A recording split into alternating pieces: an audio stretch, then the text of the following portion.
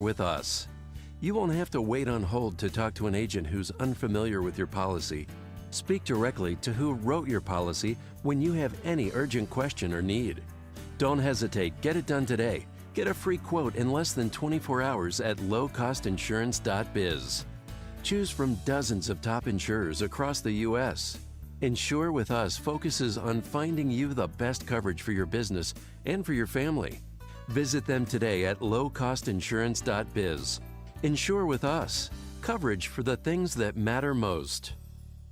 Highland Park Ford Lincoln's in the house. Here's Alan Marty. For 30 years, we've been making people happy with incredible deals and service. We're the best Ford Lincoln dealers in town. Because making people happy makes us happy. No doubt. This is one happy place. Heck, we just break into dance all the time.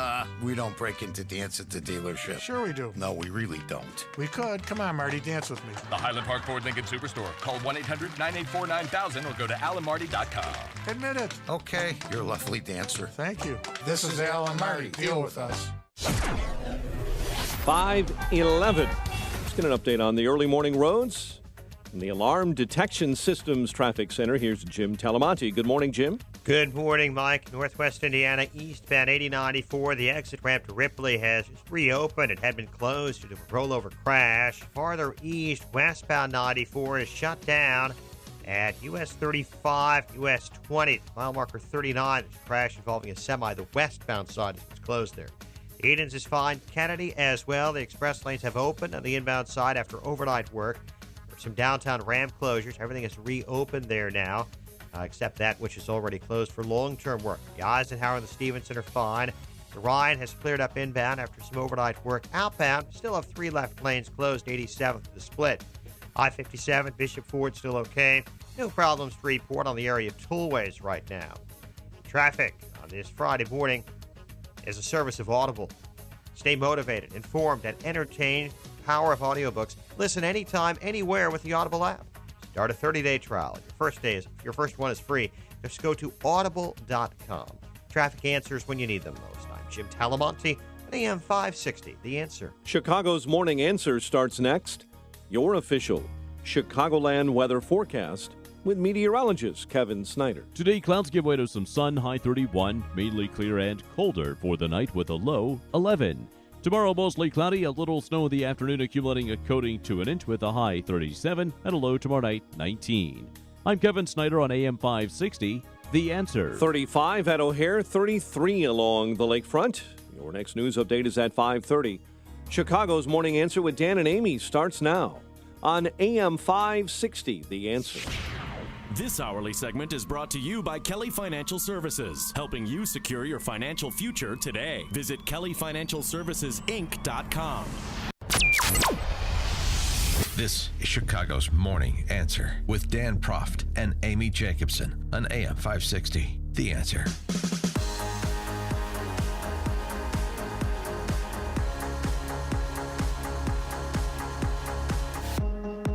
Good morning, Dan and Amy. And shortly after our show yesterday, Amy, as you know, President Trump addressed the nation about that high school shooting in Parkland, Florida, saying this.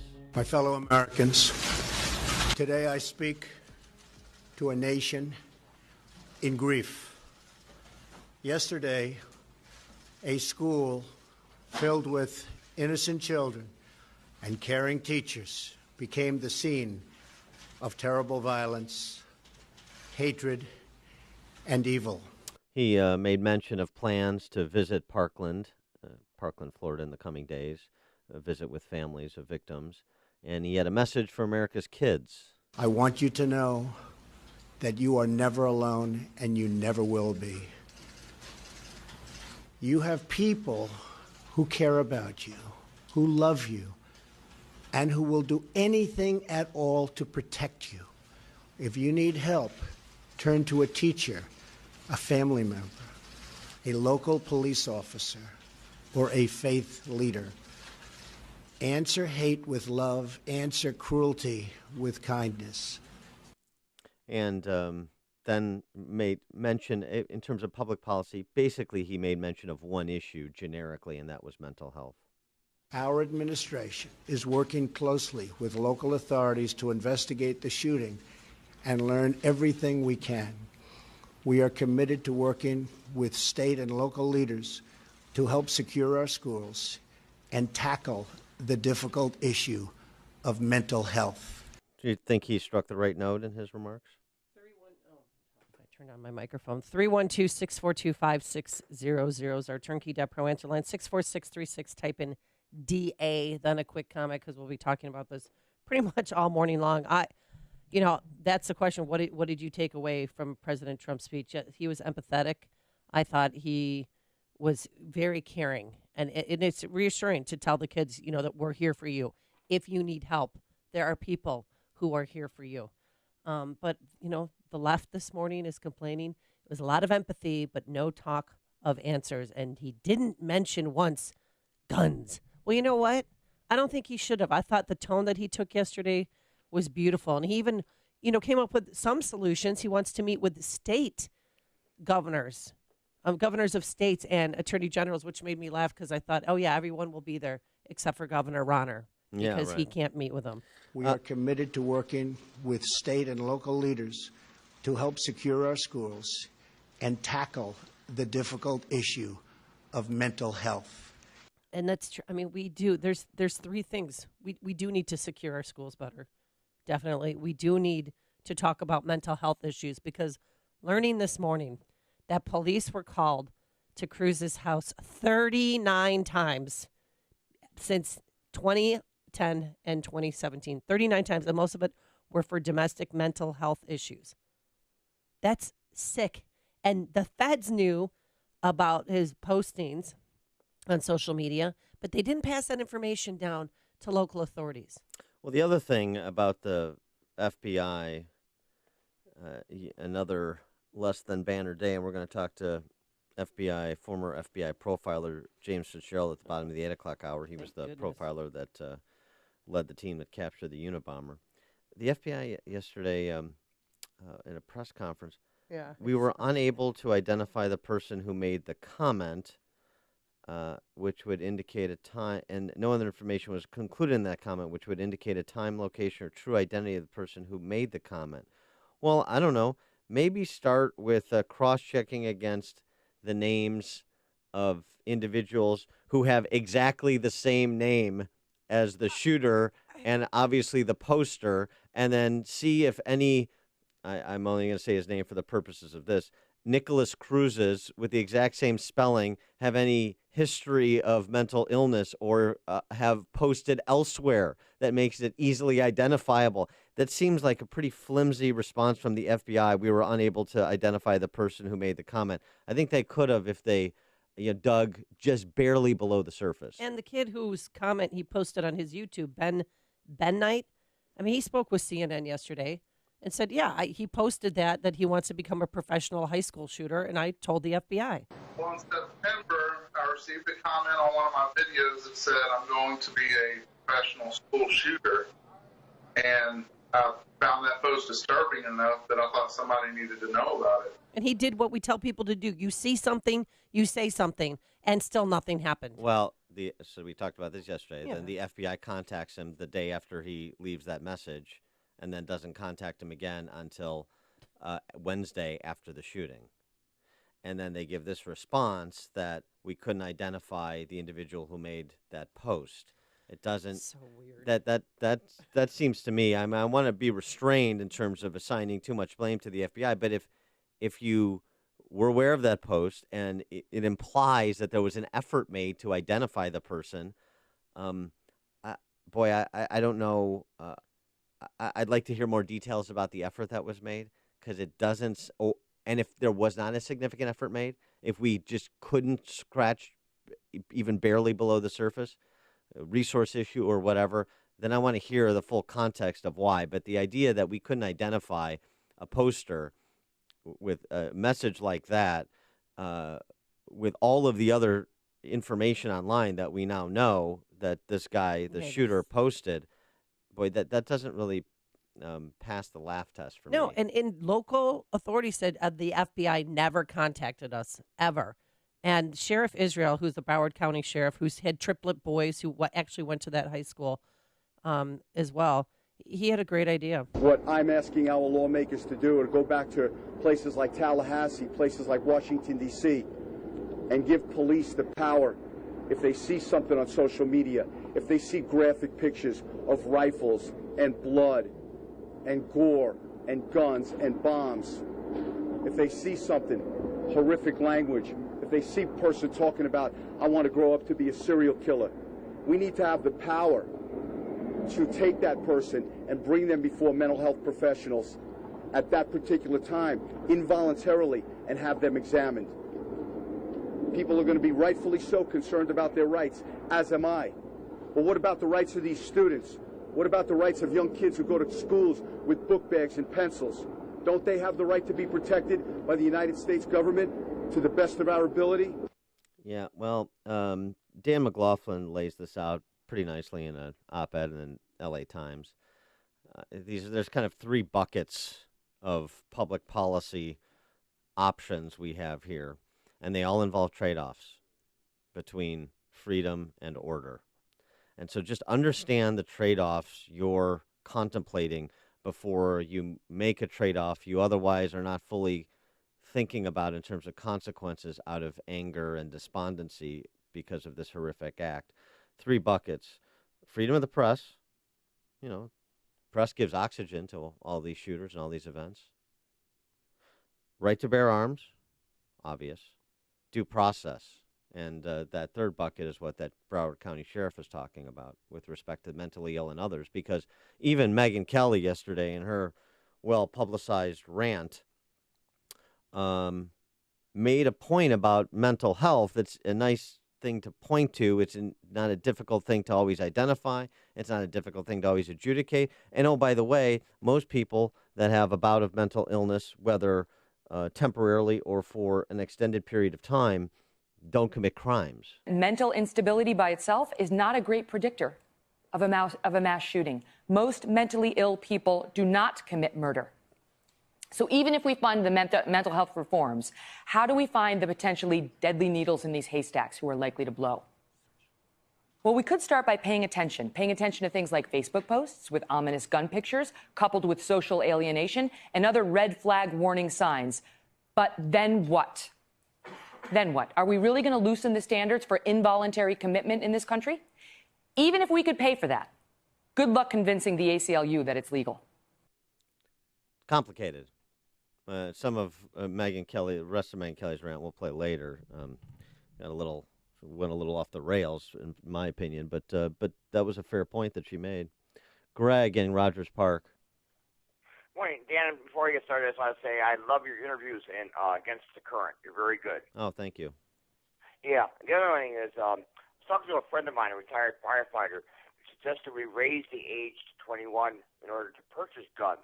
But I did some reading last night, and I thought handguns you got to be 21 or older, No. and then for like hunting guns, it's 18. Is that right, or what's your comment on that? No, but I mean, raise the age. The age, the purchasing age. That's what I thought. If you want to buy an AR-15, raise it from 18 to 21. Should we? Is that a good idea, Dan? You think? I don't think so. And, Why? Have you looked at some 18-year-olds? Really? I mean, Yeah. Peyton's right around the corner for being 18. Yeah, I've looked at some 18-year-olds. They serve our country honorably in the military service. They do, but the ones that don't serve our country, Yeah. that are here at home, that might have some mental illness, I'd like that other layer of security. Thanks for the call, Greg. I mean, it's arbitrary. Well, what about a handgun? Is it 21? Because I was hearing back, like, if you want to buy a pistol, you have to be 18. Buy a handgun, which I thought was the same thing. 21, what's the age? What's the difference? What's the difference between 18 and 21? I mean, don't say 3 years. Well, I know that part. Yeah. Well, because you can mature more. Mhm. It's a maturation process. I mean, So I it's don't think kids should be driving cars at 16. So I it's think it should be 18. So That's it's a difference. So it should be a maturity test, not an age test. Then we're going to have to strip the gun rights of some 50-year-olds I know if it's a maturity test. Connect with Dan and Amy on the AM 560 The Answer mobile app. Just text the word app to 64636 to download the app today. Even the New York Post, their headline today is calling for sensible gun control in wake of the Florida shooting. First, so we know something has to be done. What? We don't know. 312-642-5600 is our Turnkey Dep Pro answer line. Today, it's going to be cold, clouds giving way to some sun, 31 degrees. And then Saturday, mostly cloudy, a little snow at times in the afternoon, about an inch. And on Sunday, mostly sunny, breezy, but warmer again, a high of 44 degrees. And on Monday, wow, it's going to be 56 degrees. Let's get into our Alarm Detection Systems Traffic Center. Here's Jim Talamonte. Thanks, Amy and Dan. On the Ryan Expressway inbound, we've got a jam from 31st before Cermak. Car fire blocking the left lane. It's 23 minutes, 95th to downtown. It's going up quickly. Outbound is okay right now. No delays to report on the Edens, Kennedy, Eisenhower, the Stevenson. About Bishop Ford, a 2 or 3 minute delay from Cottage Grove to the Verge. Tollways look good. Eastbound 8094, the exit to Ripley is open again. It had been closed with an overnight crash. I'm Jim Talamonte in the Alarm Detection Systems Traffic Center. Do you have sleep apnea? Are you tired of dragging your big, bulky CPAP device with you whenever you leave home? Yeah, well, I was too. That's why I'm so glad I called to try the Transcend Mini CPAP for 10 nights. I can't imagine living without it now. My Transcend is about as small as a soda can and weighs less than a pound. That's less hassle to carry than my shaving kit. Plus, I was able to add a battery pack that's as tiny as a deck of cards. But hey, that's not all. Transcend is FAA compliant too, which means I can finally sleep comfortably while flying. Heck, I can sleep comfortably anywhere now. So if that all sounds good to you, call now to give Transcend a try. You'll be glad you did. Now you can try Transcend and sleep comfortably for 10 restful nights with a money-back guarantee. Just pay return shipping. So call minicpap.com now. 1-800-300-6551. Again, that's 1-800-300-6551. 1-800-300-6551. Did you hear Donna Brazile on Real Time with Bill Maher last Friday night? Neither did I, but I'm told that she was trying to explain to the mooch, Anthony Scaramucci, why Donald Trump won't be reelected in 2020. I'll be curious to hear her explanation when I sit down across from Donna Brazile on Thursday, March 22nd at the Meadows Club in Rolling Meadows. It's Beyond the Talking Points. Don and I will tackle all of the big issues: immigration, alleged Russian collusion, healthcare, Trump's reelection prospects. It's all on the table, and it's happening live, and I want you in the audience. Tickets start at just $29. Get yours today. Go to 560theanswer.com/beyond. That's 560theanswer.com/beyond. Sponsored in part by AM Woodland Outdoor Design and by 1-800-4-BLIND-CHICAGO. Blind, shades, and shutters. Get ready. It's Auto Show Month. And to celebrate, you're going to see some of the best deals of the new year at Joe Cotton Ford. Joe Cotton Ford will get your engines revving with the largest selection of quality American-made Ford vehicles, including SUVs and trucks with all the features you want and need to navigate the snow and ice this Chicago winter. Ready for a different auto buying experience? At Joe Cotton Ford, you won't get the cold shoulder from a sales guy trying to hit a sales quota. What you will get is the white glove treatment without all the hype and pressure. And don't forget, every vehicle purchased comes with the Joe Cotton Advantage that goes above and beyond what the manufacturer offers. It'll help you save on maintenance, vehicle protection, and more. Be sure to ask about the Joe Cotton Advantage program when you come in. Get to Joe Cotton Ford and celebrate Auto Show Month with a new Ford car, truck, or SUV today. Gary and North Avenue in Carroll Stream, or at joecottonford.com. joecottonford.com. With so many homeowners fearful of poor service and not knowing who to trust, home remodeling is often delayed. But do you ever wonder why so many remodeling experiences go so wrong? Advanced Design Studio thinks remodeling shouldn't be so painful. Will the project stay on budget and be done on time? If you're nervous about home remodeling, you're not alone. Whether you're contemplating a new kitchen or bath, want an addition to your home, or in need of a whole house transformation, Advanced Design Studio is the company to call. They understand your fears and know how to overcome them. Backed by 25 years of producing positive remodeling experiences, Advanced Design's client service process, called Common Sense Remodeling, averts remodeling project delays, budget overruns, and produces a rewarding remodeling experience. Make this the year you overcome your fears and remodel your home, bath, or kitchen. Don't be a bad remodeling story. Use common sense and visit AdvancedDesignStudio.com for more information or call 847-836-2600. AM 560, The Answer. Dan and Amy, took a couple calls here. Scott on the west side. And hey, Scott, Stay on after your comment and give your email or contact information to our producer because the Amish texter wants to get in touch with you. I'm doing matchmaking here. Sorry, Scott. That's okay. What I think should happen, and what I've long advocated, is that the public schools should have gun training, gun safety courses in school like they do for driver's training, that they should teach people how to respect guns, how to shoot guns, how to hit the target, and starting at a young age, maybe like 9th grade, 10th grade. When I was a kid, we had guns around our house, and I never thought anything about it. My parents kept them in the coat closet, and it was like coats in the coat closet to me. So that's my comment. Thanks, and hold on. Thanks for the comment, Scott. And I mean, they do have. I mean, NRA has the Eddie the Eagle program, gun safety for youth. I know the hated NRA, but they do. All right, we're going to pick up this conversation. We got a full board of calls. We'll take your calls and comments as well at 5:38. And then later, another bunny is hopping forward. President Trump's new alleged mistress has come forward. But first, let's go into the newsroom. Here's Mike Scott. 34 degrees, cloudy skies.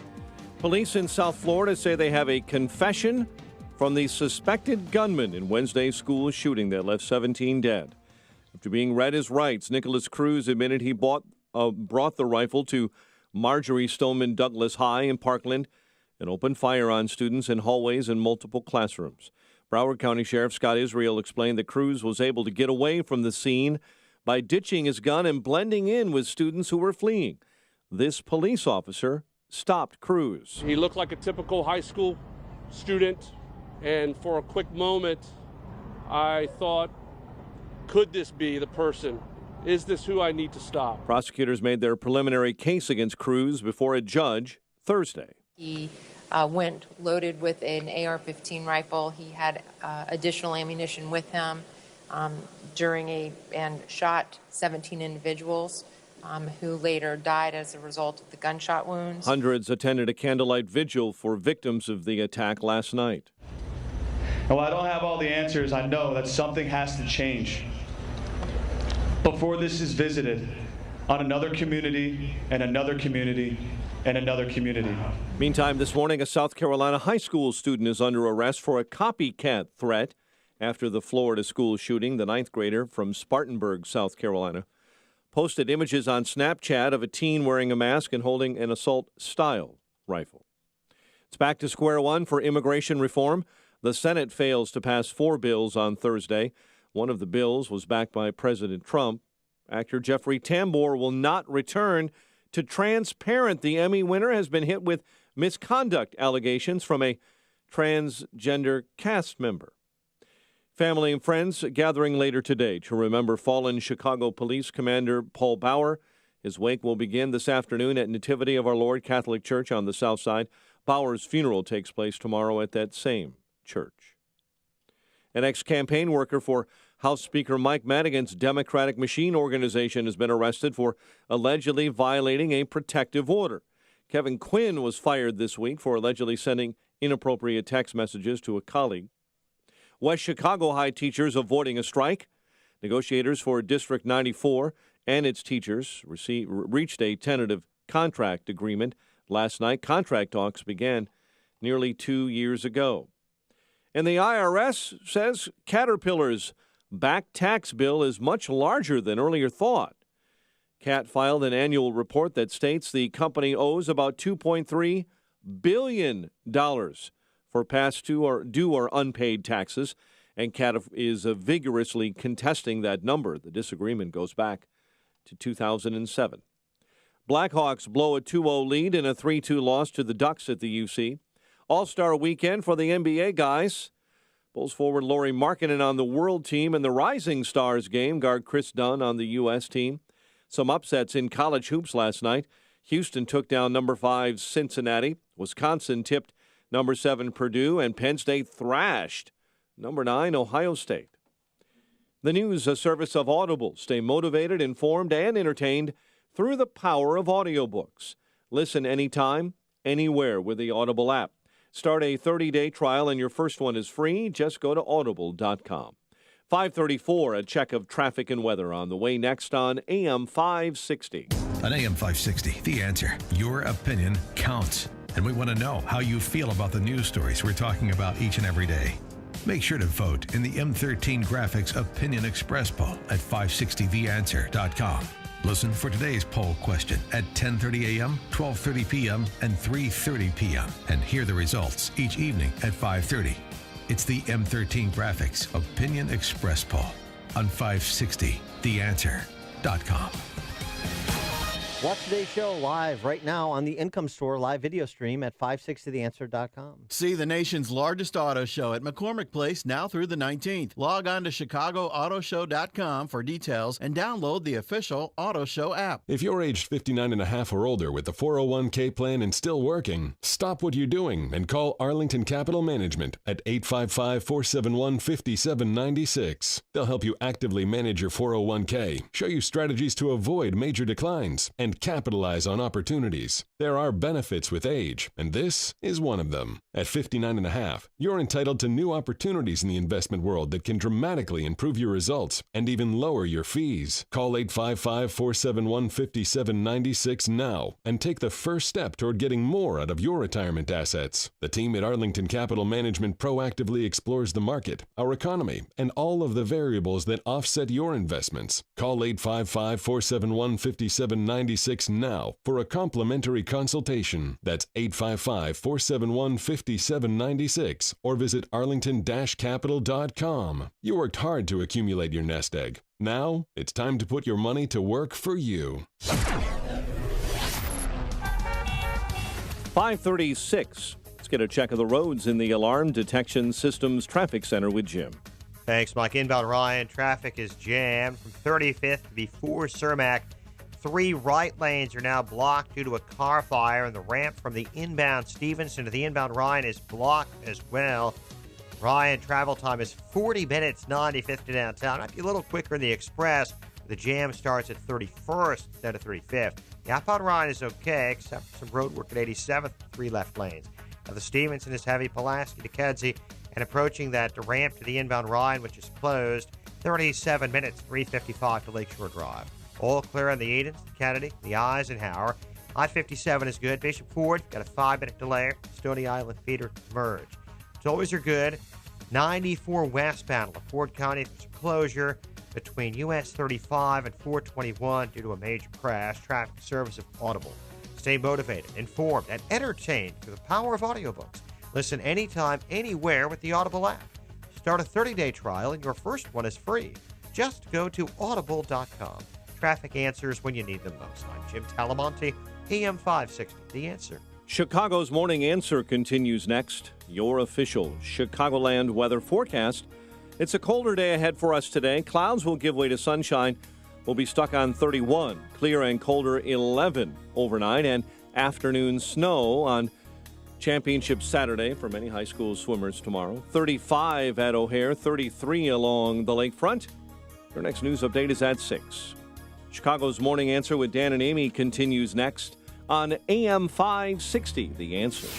This hourly segment is brought to you by Grow My Retirement with Bill Geiger of Geiger Wealth. Tune in Saturday afternoons at 2 for Grow My Retirement with Bill Geiger of Geiger Wealth. Hey, Joe Walsh here. America doesn't have a gun problem. We got a mental illness problem, but we don't have a gun problem in America. We'll talk about it when Freedom returns at 5. Good morning, Dan and Amy. Megyn Kelly went on a 7-minute screed on Today's Show yesterday, and she asked a couple of one question in particular to America, leading off her harangue. We're averaging one just about every 3 or 4 days. How we doing, America? Everyone okay with that? Apparently the answer is, in fact, yes, because we haven't done virtually anything to stop it. We haven't done virtually anything. We all know what is about to happen right now, don't we? We're going to say how sorry and shocked and sad we are, and then we're going to move on without doing anything. And then we'll express how sorry and shocked and sad we are at the next one, and the one after that. Does anyone really think that we are going to do anything after these mass murders? I don't. I don't believe that. I don't believe in a single one of these politicians. I don't believe any of them have the courage it takes to actually push through reform. Why? Because history. Yeah.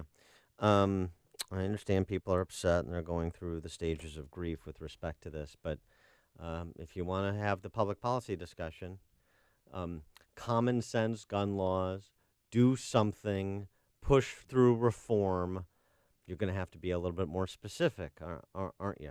All right, what about banning AR-15s? Stop the sale of AR-15s. They were used in every shooting, every mass shooting, Colorado movie theater. Actually, in the worst mass shooting in an educational setting in the country's history, Virginia Tech, not used.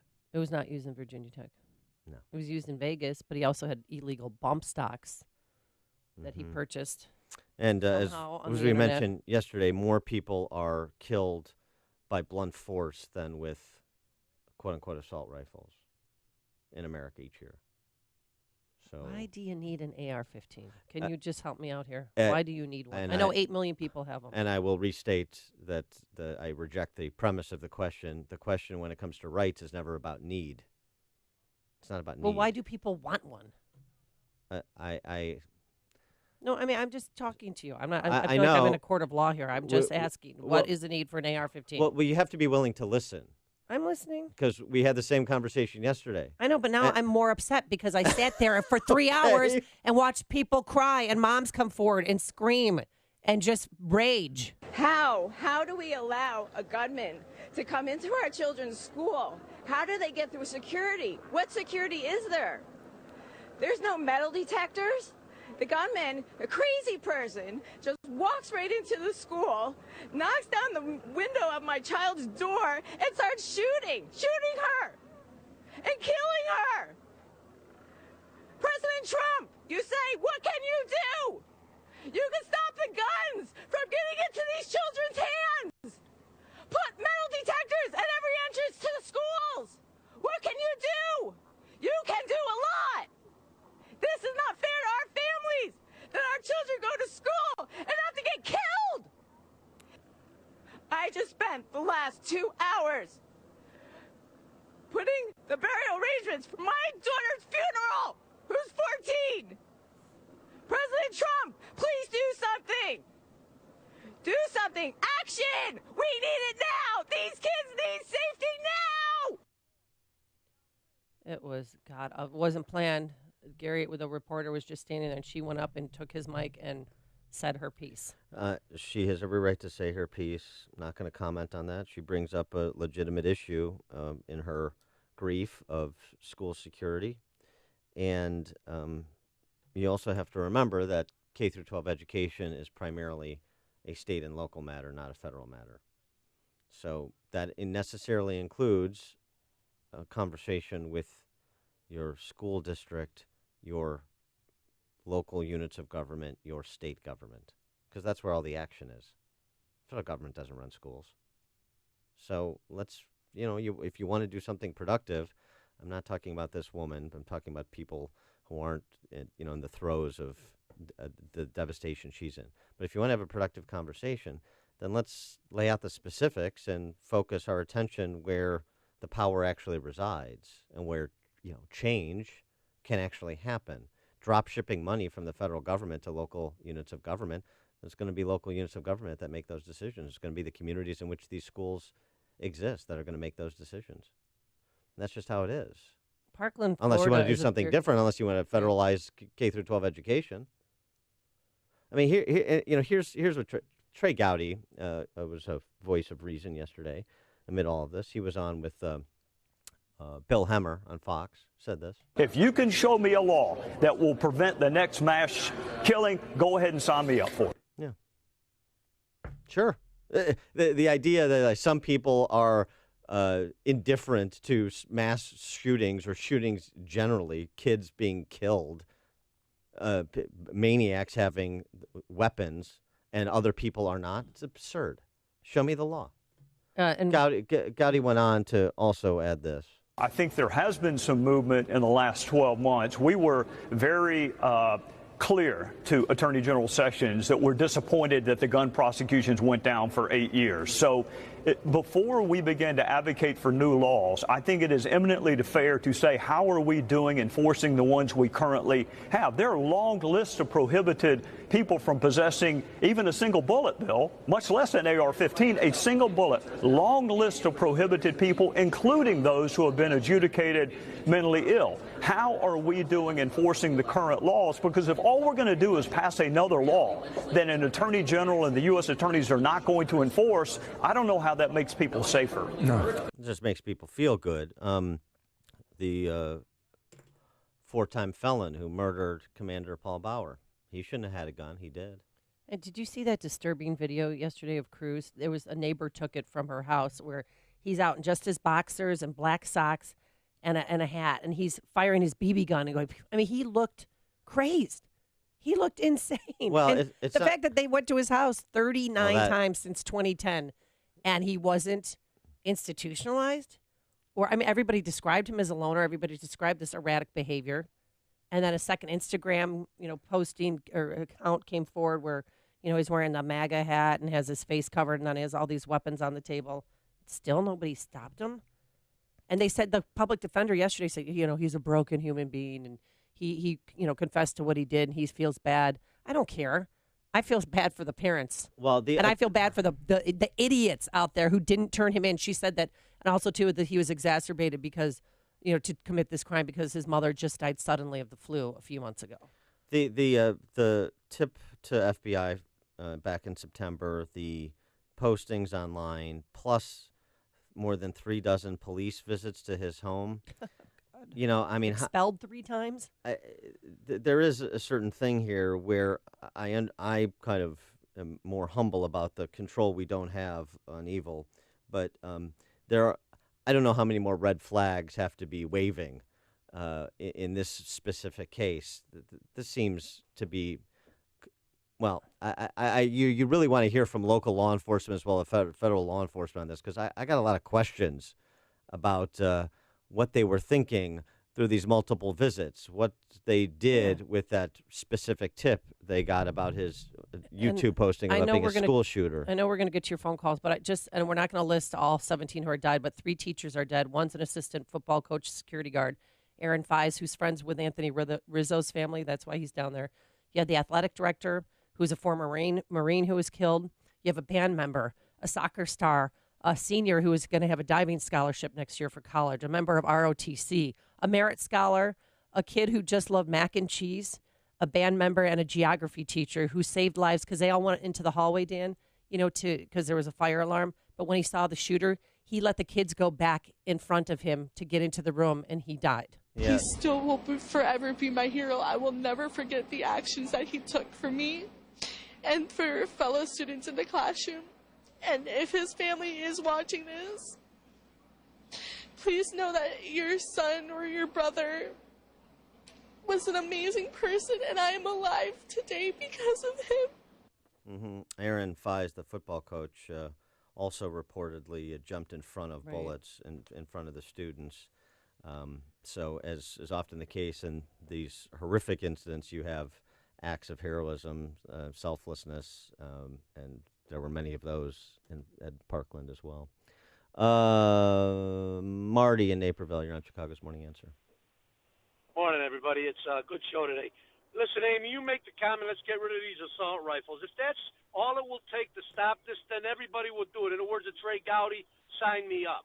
But, it's not what it's going to do. Number 2 is, in all these shootings, they talk about these kids who go to these schools and do it. There's never seems to be any parents. I understand the situation with this, the father was dead and the mom had just passed away, but there's never any accountability on that side. And also, as far as these metal detectors going into schools, people vote down the simplest thing in schools because it's going to cost them more money. And then they're going to complain, well, why does my child have to go through a metal detector? It's either got to be one way with schools or the other. Thanks, Marty. Dawn in Plainfield. Yeah, good morning. Listening to those parents, my heart just breaks for them. But I think during times like this, we just fail to admit our weakness as humans. We try and control people with legislation, and it's not going to work. And this is what I don't understand. If that does work, can you please explain to me why we have the crime we do in the city of Chicago? So I can understand common sense legislation, but the problem is we as humans, we have no control. Thanks, Dawn. Kent and Addison. Hey, good morning, guys. Yeah, those interviews are very difficult.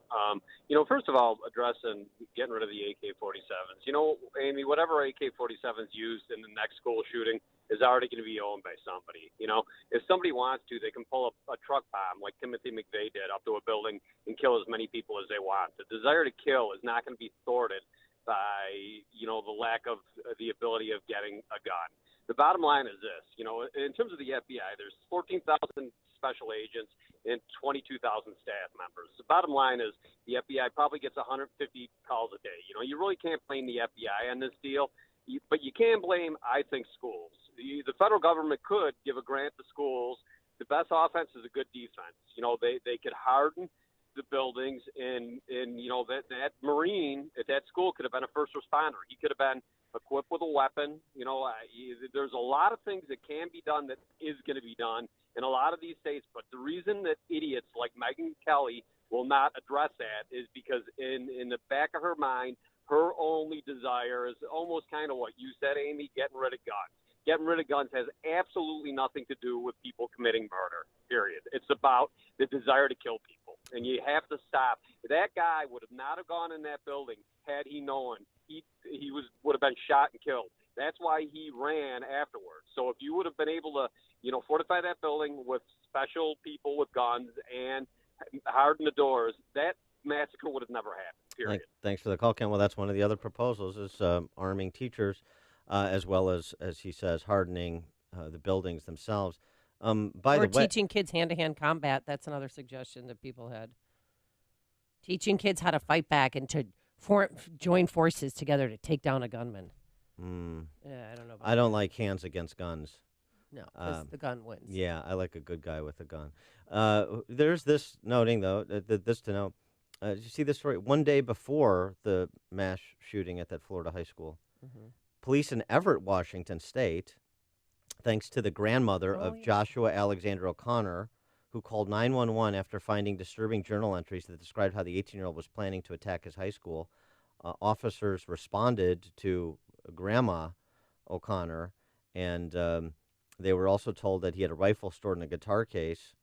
They reviewed copies of the journal, alarmed at the statements, detailed plans to shoot students, used homemade explosive devices at his high school, and now he is in custody. Yep. Good for her. Good for Grandma. Well, and also good for local law enforcement. Mm-hmm. You're listening to Chicago's Morning Answer with Dan Proft and Amy Jacobson on AM 560. The Answer. The evidence mounts. A toddler nearly drowns and symptoms are reversed. A stroke patient regains mobility. An autistic child speaks for the first time in 14 years. A quarterback who suffered multiple concussions and memory loss has remarkable improvement.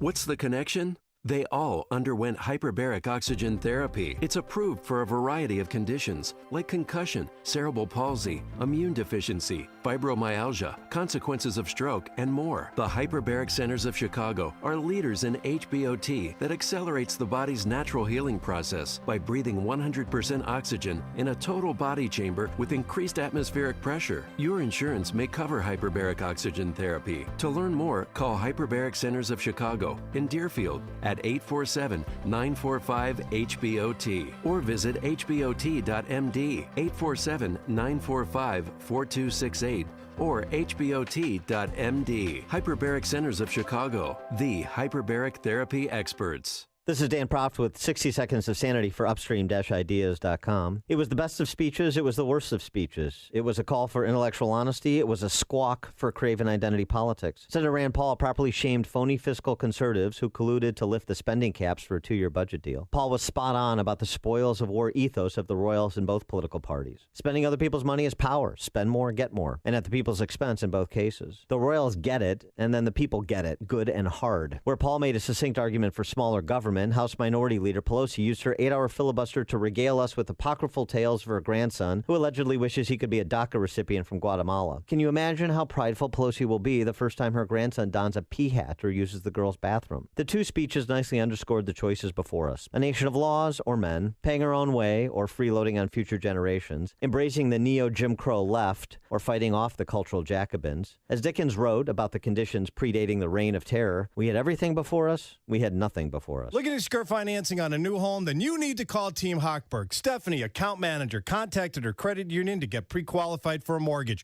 Bad move. The credit union's alleged mortgage expert informed Stephanie she couldn't purchase a home without a cosigner. Wrong. Stephanie's grandfather would cosign, but she wanted to do it herself. After hearing hundreds of our ads, Stephanie called for a free consultation. An experienced Team Hochberg mortgage professional answered Stephanie's questions and helped her secure a mortgage without a cosigner. Let's review. The inexperienced mortgage professional at Stephanie's credit union stated she needed a cosigner to purchase a home, and Team Hochberg secured her a mortgage without a cosigner. When securing a mortgage, you could either get terrible advice at your credit union, or you could call Team Hochberg at 312-751-1333. Team Hochberg has helped thousands of AM 560 listeners, but we can't help if you don't call 312-751-1333 or visit am560david.com. Pearl Mortgage, an equal housing lender, Illinois residential mortgage licensee 4358 and MLS 19186. Good morning. Where are you? Are you at home currently trying to get all 3 kids ready for school? Are you in the car on your way to work, stuck in traffic and dreaming of being on an island vacation? Are you at the gym trying not to make awkward eye contact with that person you kinda sorta know? Wherever you are, Calitrin will fit into your daily routine and help you achieve your weight loss goals. My name is Jessica. I'm from the state of Texas. I lost 50 pounds, and I take it every night to help me sleep, and I feel I'm better rested in the morning after I've taken it. This is Richard, and I was on Calitran, and I lost right at 23 pounds and dropped one of my blood pressure medicines, so I think it's a great product. Hi, my name is Jenny, and I have lost a total of 29 pounds. Calitrin is the only weight loss product that has worked for me. Calitrin, the #1 choice for healthy weight loss for over 20 years. Calitrin. Visit us at toploss.com or call 1-800-325-4366 to learn about exclusive offers. Our nation is deeply divided. Gone are the days when civil discourse bridged the gap between the two sides. If we'll ever find common ground, we must get beyond the talking points. AM 560, The Answer, is bringing together two of America's sharpest political minds from opposite sides of the aisle. To do just that, it's Beyond the Talking Points with Dan Proft and Donna Brazil on Thursday, March 22nd. Proft and Brazil will go head-to-head, tackling the big issues facing our nation. Tickets are on sale now at 560theanswer.com/beyond. 5:57. Let's get a check of the roads this morning in the Alarm Detection Systems Traffic Center. Here's Jim Talamonte. Thanks, Mike. The inbound ride is jammed. 43rd to before Cermak, where all lanes just reopened after a car fire. The ramp from the inbound Stevenson to the inbound Ryan just reopened as well. On the ride, it's 45 minutes from 95th to downtown. On the Stevenson, see delays Harlem to Kedzie and then Ashland to the Ryan. We're looking at about 43 minutes from 355 to Lakeshore Drive up on 5 to 34. Edens is clear. Kennedy inbound. 2-minute delay from the River Road Toll to Canfield. Outbound still fine. The Eisenhower, 31 minutes, 390 to downtown. Bishop Ford, 20 minutes, 8094 to the merge. Traffic, service of Staples. Staples has low prices on the organizational solutions your business needs. Clear the clutter and focus on the job at hand this year. Like bankers boxes, file folders, storage bins. Less mess equals more success. Visit staples.com for more. Staples, it's pro time. Traffic answers when you need them most. I'm Jim Talamonte, AM 560, The Answer. Chicago's Morning Answer with Dan and Amy continues after a check of your Chicagoland weather forecast with meteorologist Kevin Snyder. Increasing amounts of sunshine today with a high 31, then a mainly clear night, low 11. Tomorrow, a little snow in the afternoon, coating to an inch, otherwise mostly cloudy, high 37, and a mainly clear night, low 19. I'm Kevin Snyder on AM 560, The Answer. The news, a service of Rocket Mortgage by Quicken Loans. Simple. You can understand the details and be sure you're getting the right mortgage with Rocket Mortgage. Apply simply, understand fully, mortgage confidently. Visit rocketmortgage.com today. Licensed in all 50 states, equal housing lender, and MLS number 3030. 5:59, just ahead of a full update from Fox News. Here are the stories we're following in Chicago this morning. Family and friends gathering to remember fallen Chicago Police Commander Paul Bauer today at Nativity of Our Lord Catholic Church on the South Side. An ex-campaign worker for Illinois House Speaker Mike Madigan's Democrat organization has been arrested for allegedly violating a protective order. West Chicago high school teachers are avoiding a strike. Negotiators for High School District 94 and its teachers union failed to reach a tentative contract agreement last night. Newly released study reveals troubling details about Cook County's property tax system. Federal regulators are blocking the sale of the Chicago Stock Exchange to a group led by Chinese investors. Blackhawks blow a 2-0 lead in a 3-2 loss to the Ducks at the United Center. NBA All-Star Weekend hits. The Bulls' Lauri Markkanen and Chris Dunn. The Florida massacre took minutes. I'm Kathleen Maloney, Fox News. Authorities say the 19-year-old former student who confessed to the deadly high school shooting in Parkland was only in the building for 6 minutes. During that brief time, police say Nicholas Cruz shot more than 24 people, killing 17, wounding others. Cruz made his first court appearance yesterday. What we saw was a frightened and cowering 19-year-old young man standing there being consoled by his public defender. It was a very bizarre thing to see, and he is charged with 17 counts of premeditated murder. Fox's Rob Schmidt in Parkland. Students who survived the shooting still in shock and missing friends they lost. He graduated in 3 months. He never is going to get to graduate. He will never get to graduate high school. Tyra Herman's talking about senior Joaquin Oliver. In New York City, a former high school teacher and his brother are accused of making bombs and employing students to help them. Lawmakers leave for the president's holiday weekend without any immigration deal.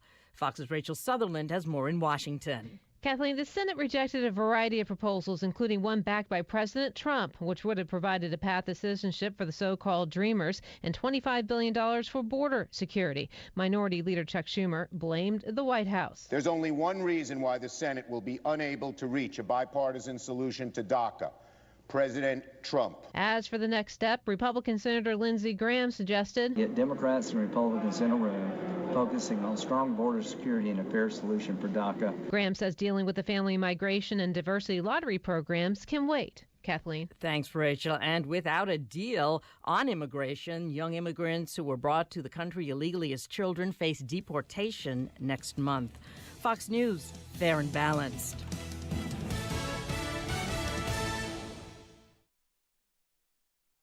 What's happening? What does it mean? Why is it important? We've got the answer. AM 560, The Answer. WIND, Chicago. All money managers may seem pretty much the same. But while some money managers may recommend high commission investment products, Fisher Investments avoids them. Some money managers may have hidden and layered fees. Fisher Investments never does. And while some money managers are happy to earn commissions from you, whether you do well or not, Fisher Investments fees are structured so we do better when you do better. In other words, we're structured to be on your side. Maybe that's why most of our clients come to us from other money managers. Talk with us and find out why so many experienced investors are switching to and staying with Fisher Investments. Fisher Investments, clearly better money management. Investments in securities involve the risk of loss. Visit us at FisherInvestments.com to find out what we can do for you. With so many homeowners fearful of poor service and not knowing who to trust, home remodeling is often delayed. But do you ever wonder why so many remodeling experiences go so wrong? Advanced Design Studio thinks remodeling shouldn't be so painful. Will the project stay on budget and be done on time? If you're nervous about home remodeling, you're not alone. Whether you're contemplating a new kitchen or bath, want an addition to your home, or in need of a whole house transformation, Advanced Design Studio is the company to call. They understand your fears and know how to overcome them. Backed by 25 years of producing positive remodeling experiences, Advanced Design's client service process, called Common Sense Remodeling, averts remodeling project delays, budget overruns, and produces a rewarding remodeling experience. Make this the year you overcome your fears and remodel your home, bath, or kitchen. Don't be a bad remodeling story. Use common sense and visit advanceddesignstudio.com for more information or call 847-836-2600. Signature Bank is Chicago's fastest growing independently owned business bank. It's a bank where relationships still matter. Signature Bank knows your name and your story. I'm Dan Proft, and I know this because Signature Bank is my business bank. I'm Bob Ament, a founding partner of the law firm of Dassman & Ament and longtime personal customer of Signature Bank. Our firm recently left one of the larger banks to bank with Signature Bank, and it's been a refreshing change. With Signature Bank, we've been able to tailor banking solutions that fit the specific needs of our firm. Beyond that, Signature Bank is responsive, efficient, and timely in meeting those needs. If I have a request, I pick up the phone and talk to Mick O'Rourke, not someone at a phone bank thousands of miles away. Dassman & Ament needed more than what the larger banks offer, and we found that with Signature Bank. Signature Bank is looking for their next success story. To learn more about turning your business vision into reality, visit signaturebank.bank. Signature Bank, helping local businesses succeed. Member FDIC, Equal Housing Lender. You want to go to Italy, but not on a pre-packaged tour. You want something more real. You want to do what you love in Italy, to gather with friends, your beloved family, a big table, in your own private villa in Tuscany. It's easier than you think. DoWhatYouLoveInItaly.com is a small company with 8 villas to choose from, all in the most beautiful and culturally interesting countryside of Tuscany. For the cost of a hotel, you can rent a private, centuries-old villa with pool, gardens, and classic Tuscan views. Grandparents, kids, and grandchildren, groups of friends, your family, together in one of our gorgeous Italian villas in the heart of Tuscany. They are called Do What You Love in Italy because they help you to do what you love in Italy. See the 8 villas waiting for you at DoWhatYouLoveInItaly.com. Do what you love in Italy.com. This is Chicago's Morning Answer with Dan Proft and Amy Jacobson on AM 560. The Answer.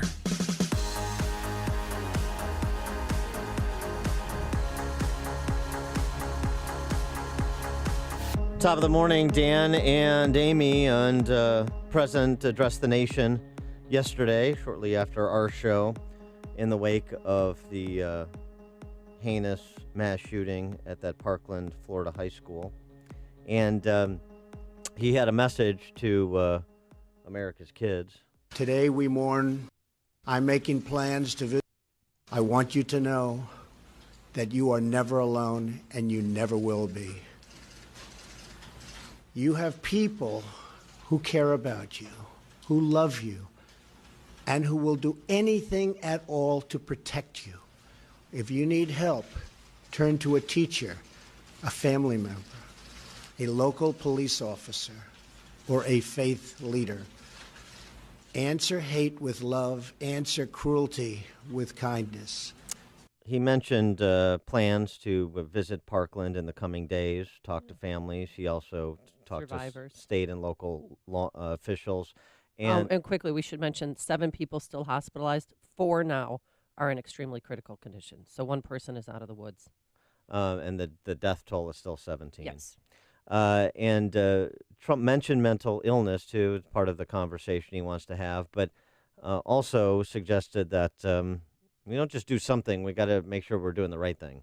It is not enough to simply take actions that make us feel like we are making a difference.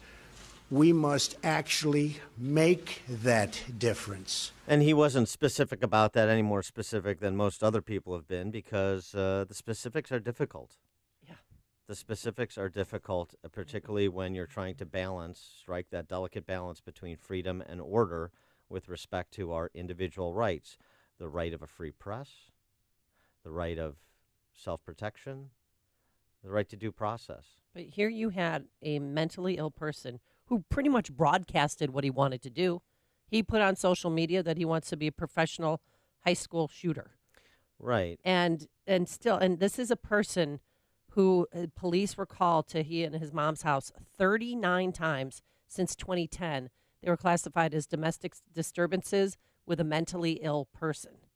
And then there's this video this morning, I'm sure you can see it on the internet, of him wearing just boxer shorts with a hat on and black socks, and he's out in his backyard shooting a BB gun at fake targets. It's so disturbing. And still, nothing was done. There was an incredible amount of warning signs here, and an incredible amount of interaction with local law enforcement, in addition to being tipped off by to the federal law enforcement, FBI being tipped off, and then again here we go with the not just what each agency did, but also get in communication with one another.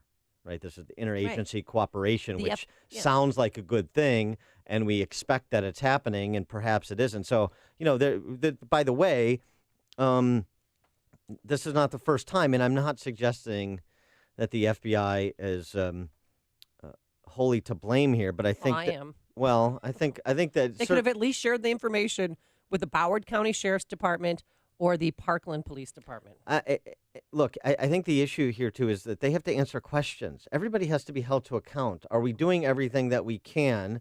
Nothing is going to be fail-safe. Nothing is going to be perfect. There are going to be, mistakes made in hindsight. But there are a lot of legitimate questions that should be answered. And, oh, by the way, this isn't the first time either in the recent past. The FBI let Dylan Roof slip through the cracks, let Omar Mateen, the Orlando nightclub shooter, and that's the only times I'll say their names just to point up the atrocities, slip through the cracks. They let Dr. Larry Nassar slip through the cracks. He molested 27 other people, other little girls during that time. So, what is the FBI doing? What is their problem? Because people are dying, and Fred, this father Fred, will never see his daughter Jamie ever again.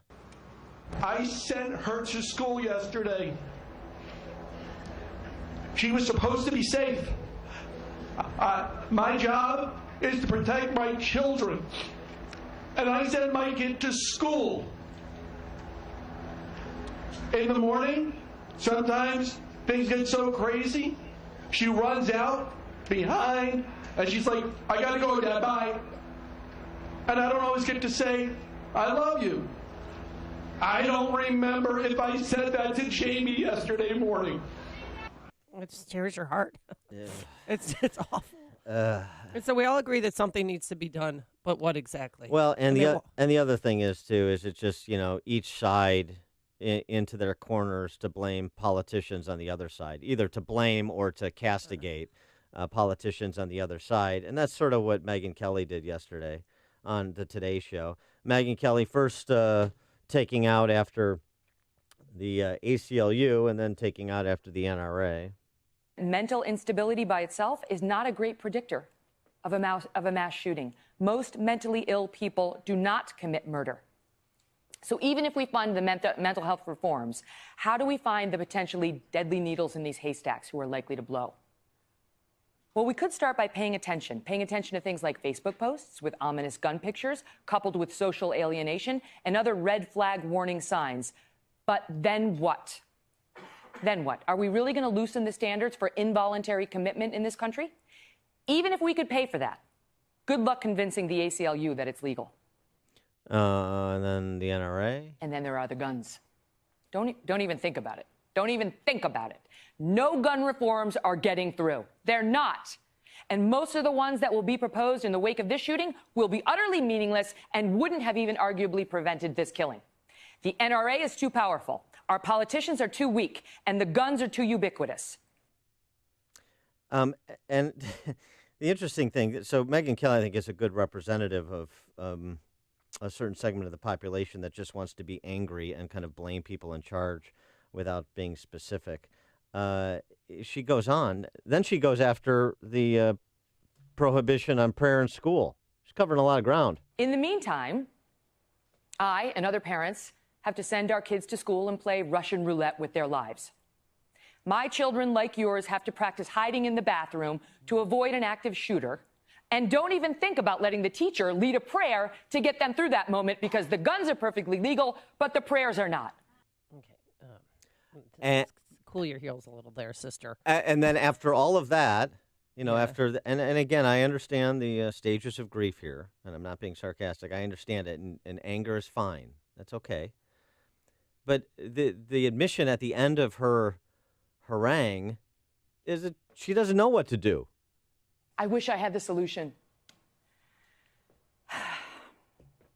One part of it is courage.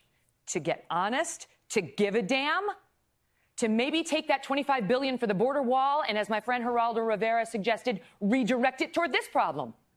How about showing any resolve at all? Any resolve at all to actually solve this problem? Wouldn't that be a start? I would it? Resolve? Well, I have courage? a suggestion. And, oh, by the way, this is a money problem.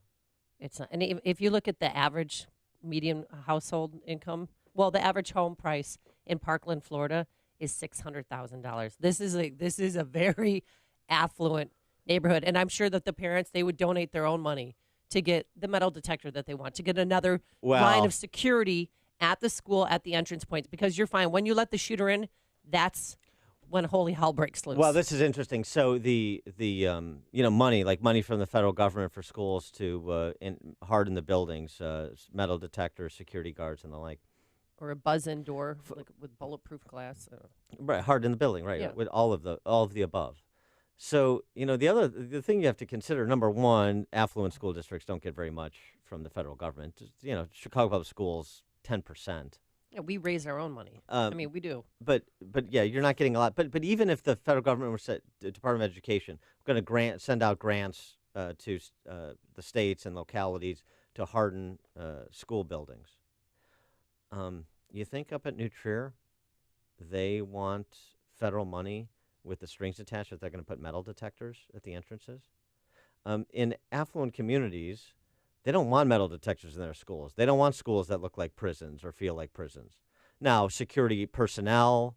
They had a security guard who was armed, but he was on the other side of the building.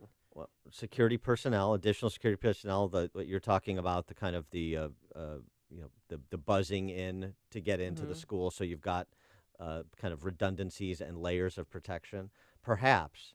But it's just not so easy to throw money at the problem.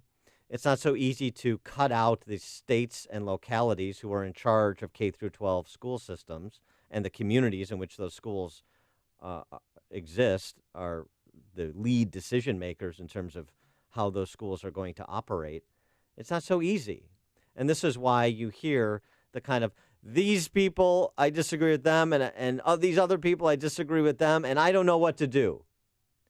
That's the honest truth for most of what you're hearing. Common sense gun laws. Common sense this. Okay, be specific. Now, Brooke Baldwin from CNN yesterday, you have to hear this. She's interviewing a 17-year-old kid who's walked over his teacher's dead body, walked over pools of blood to get out, and she's asking him questions about President Trump.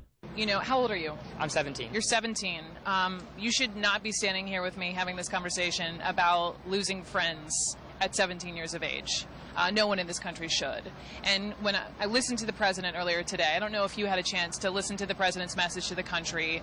He spoke directly to young people like you, and he said we need to secure our schools and we want to keep young people safe. He talked in a tweet about, the mental illness of this shooter, but not once mentioned guns, gun laws. Do you have anything to say? I mean, I don't think the gun itself killed everyone. I think he pulled the trigger. I don't think he should have ever had the ability to get the guns he had. Should have been much more background checks, and he passed it. He passed the background check, from what I understand. I mean, I don't know what they could have done to prevent this. I mean, that kid, his parents are both police officers. I appreciate in Parkland. Yeah, I appreciate Brooke Baldwin's testimony. It's very much like Brian Williams, where he got a response he wasn't expecting from a young man about guns. And this is the media pushing their narrative.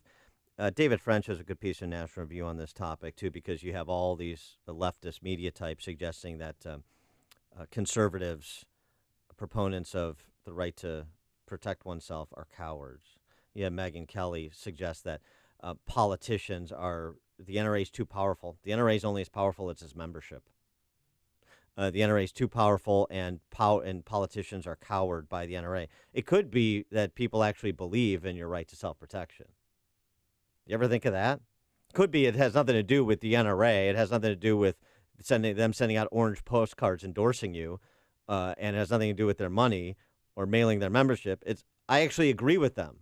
I agree with them before I was in office, and I agree with them still that I am in office on a range of issues.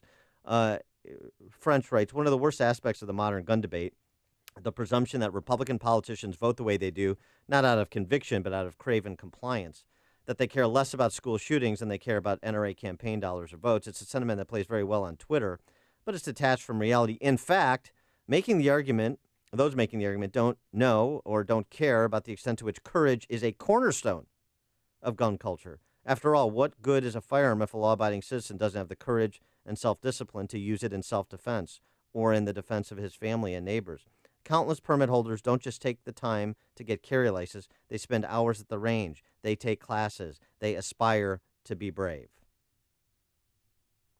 So it's also worth noting that if anybody's cowered by the NRA, ironically, it's the left. When they were in charge, President Obama and both houses, did they resuscitate the assault weapons ban? Did they move to pass the quote-unquote common sense gun controls they're now advocating generically? They didn't, because they didn't want to face the NRA. They didn't. But I just think that lawmakers should seriously consider raising the purchasing age for an AR-15 or any assault rifle from 18 to 21. Because what could have prevented this? He bought it as soon as he turned 18 last year. If he was 21, yeah. I know. I know, it'll make you feel better. I understand. Well, no, people would still be alive because they wouldn't have been able to buy that weapon. You think so? I really do. You think the difference between his massacre is the weapon of choice rather than his murderous heart? 39 visits from local police. Mm-hmm. I aspire to be a school shooter. You think it was the weapon of choice? You really do? Yeah. Okay. Phyllis in Chicago. You're on Chicago's Morning Answer. Yes. Hi, Phyllis. Hi. Good morning. Yeah, Phyllis, you're on.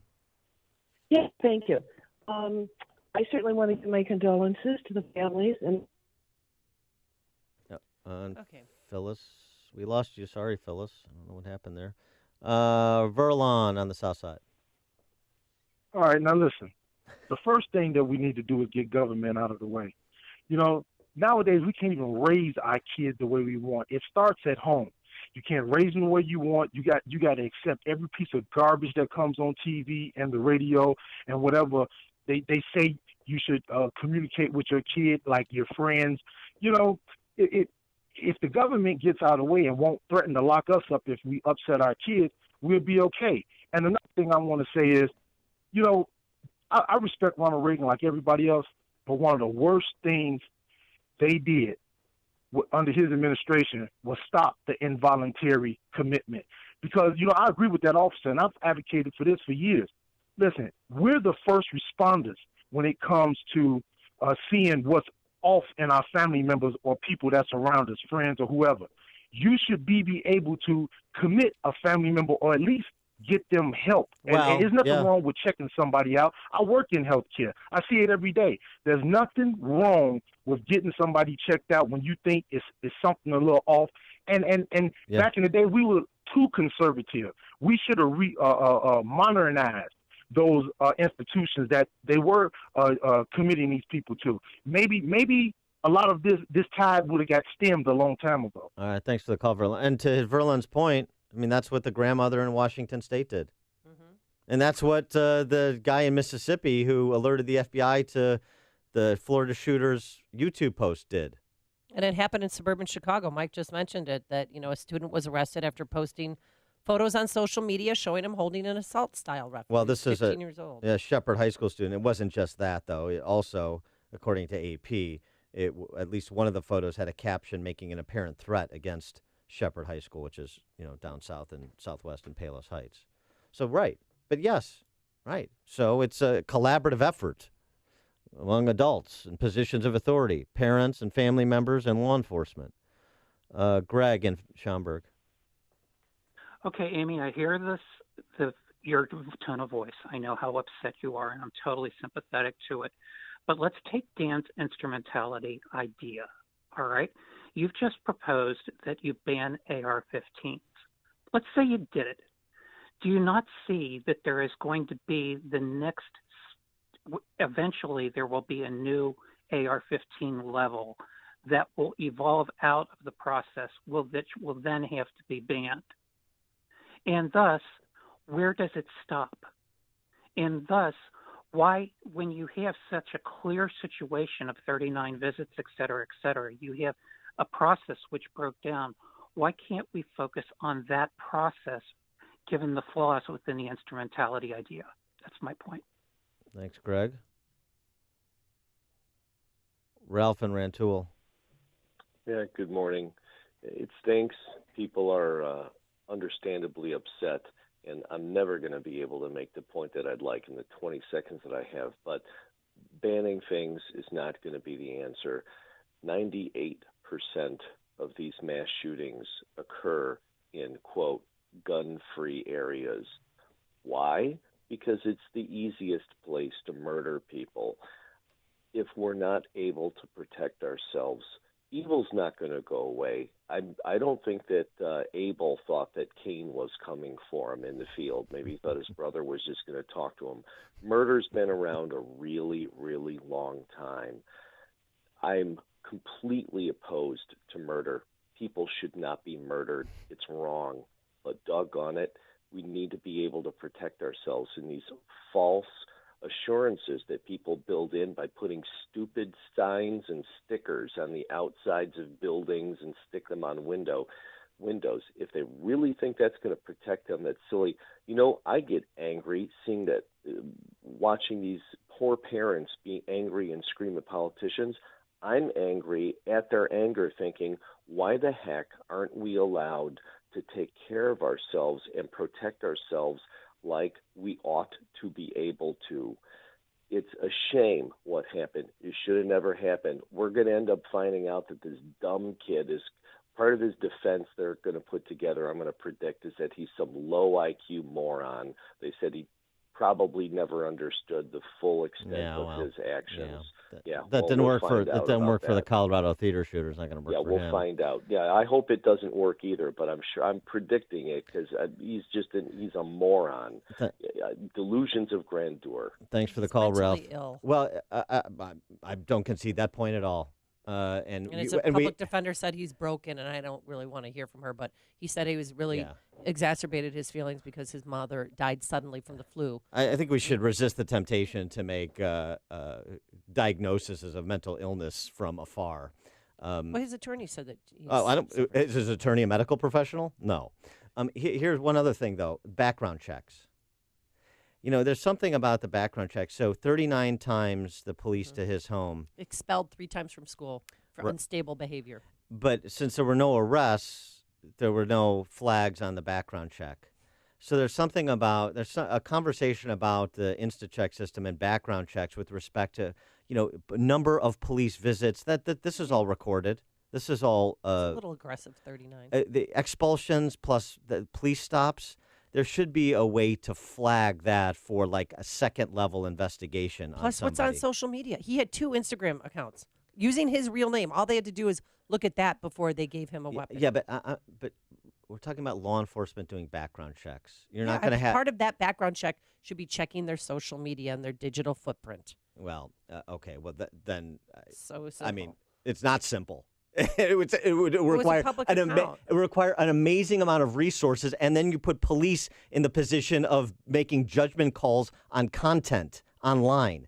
Be careful. We need social media police. We need a group that was trained in that. Okay, never mind. This is the morning show more Chicago radio listeners are choosing.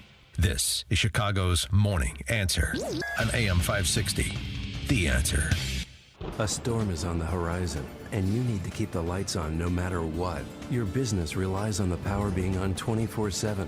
It's the lifeblood of your data and computer systems. Weather-related outages from the power company are not acceptable. Your need for a source of power that's reliable 24/7, along with round-the-clock service that can dispatch technicians to your site immediately, is mission critical. Your business needs Charles Equipment Energy Systems on speed dial. These are the big boys, not residential or solar, but reliable industrial generators generators for emergency backup or events. When you need more than a 100-foot extension cord plugged into a small engine generator, call Charles Equipment Energy Systems. They keep the lights on with rental generators for job sites or power outages. Stay warm this winter. Plan ahead. Call now to prepare generators for winter storms and potential power outages. Call 630-834-6000. That's 630-834-6000 or charlesequipment.com. charlesequipment.com. Balance of Nature's fruits and veggies.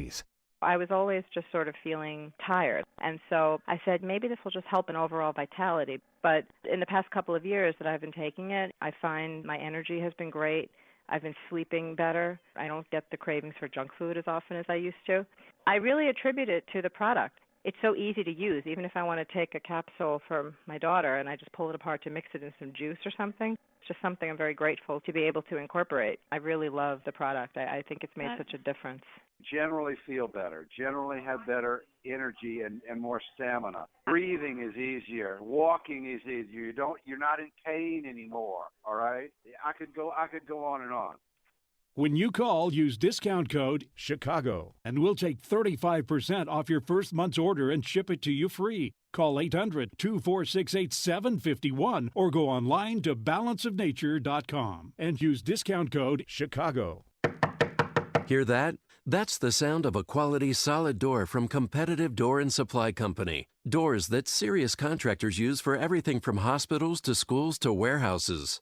Not the hollow stuff you find at the big box home improvement stores. Solid core wood doors made out of oak and birch, steel doors, and custom orders ready for installation. Call Competitive Door and Supply Company, 708-366-0194. And for a limited time, get free delivery.